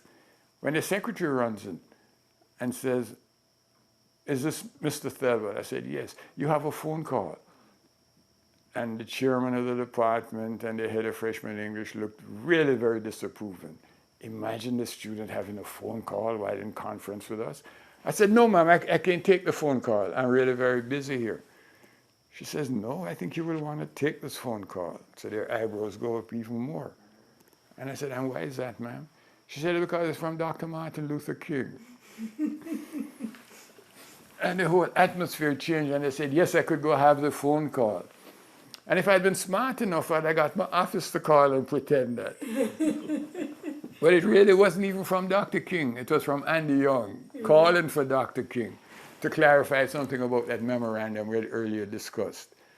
At which point, the chairman of the department, who was a Southern gentleman, by the way, a white Southern gentleman, and the director of freshman English said, well, yes, I could have a couple of weeks if it were necessary. But then the director of freshman English told me what I shouldn't talk about in class when I was teaching freshman English. The only subjects which you should avoid is politics, religion, and sex. Those are not acceptable. And I said, well, perhaps you'll be good enough to tell me what is acceptable. So I went back to DC, and they had sent me my class list I was supposed to teach, because the fellowship was gone, so they'd given me an assistantship. And I had 2 class lists that were, you know, well balanced with a lot of Mary Janes and Susan and stuff like this. But the new class, they sent me back a class list saying, we have decided that in the view of your inexperience, you should only teach 1 course. And when I looked at the list, it was the freshman football team. Nothing but men. But I think that was clearly a coincidence. The leadership conference met again for the first time after a long hiatus. And I walked into the room, and there is Clarence Mitchell puffing and huffing, and he's saying, yes, I was called a traitor and a sellout.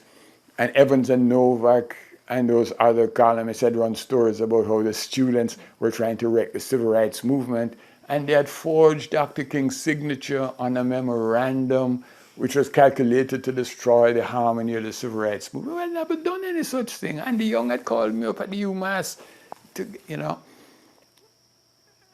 And he said, yes, and we're going to talk about the misuse of Dr. King's name and the forging of his name. And Bad Rustin is here with a statement from Dr. King. And I said, oh, if Dr. King, the Nobel Prize winner, says that Mike Thelwell, a SNCC student, forged his name on the memorandum, who the f is going to believe me? And the memorandum, by the way, didn't have this radical and disruptive language. It was very logical. Pretty much. That's why I want you to get it for me, please. And Bayard got up. And I'm sitting there with my heart in my mouth saying, my professional reputation is done. My character will be traduced. I hope Martin Luther King don't say I forged his name, because I didn't. And Bayard got up and wrote a statement which said absolutely nothing. And then he stopped. Dr. King says he believes the time when civility is necessary and harsh language shouldn't be used and blah, blah, blah, blah. And then he stopped. And Clarence Mitchell said, is that all? Is that all? Bayard said, yes, that is all. And Mitchell looked very disappointed because I never talked about forging King's name. So I felt very grateful to Dr. King. But then how could he lie, being Dr. King?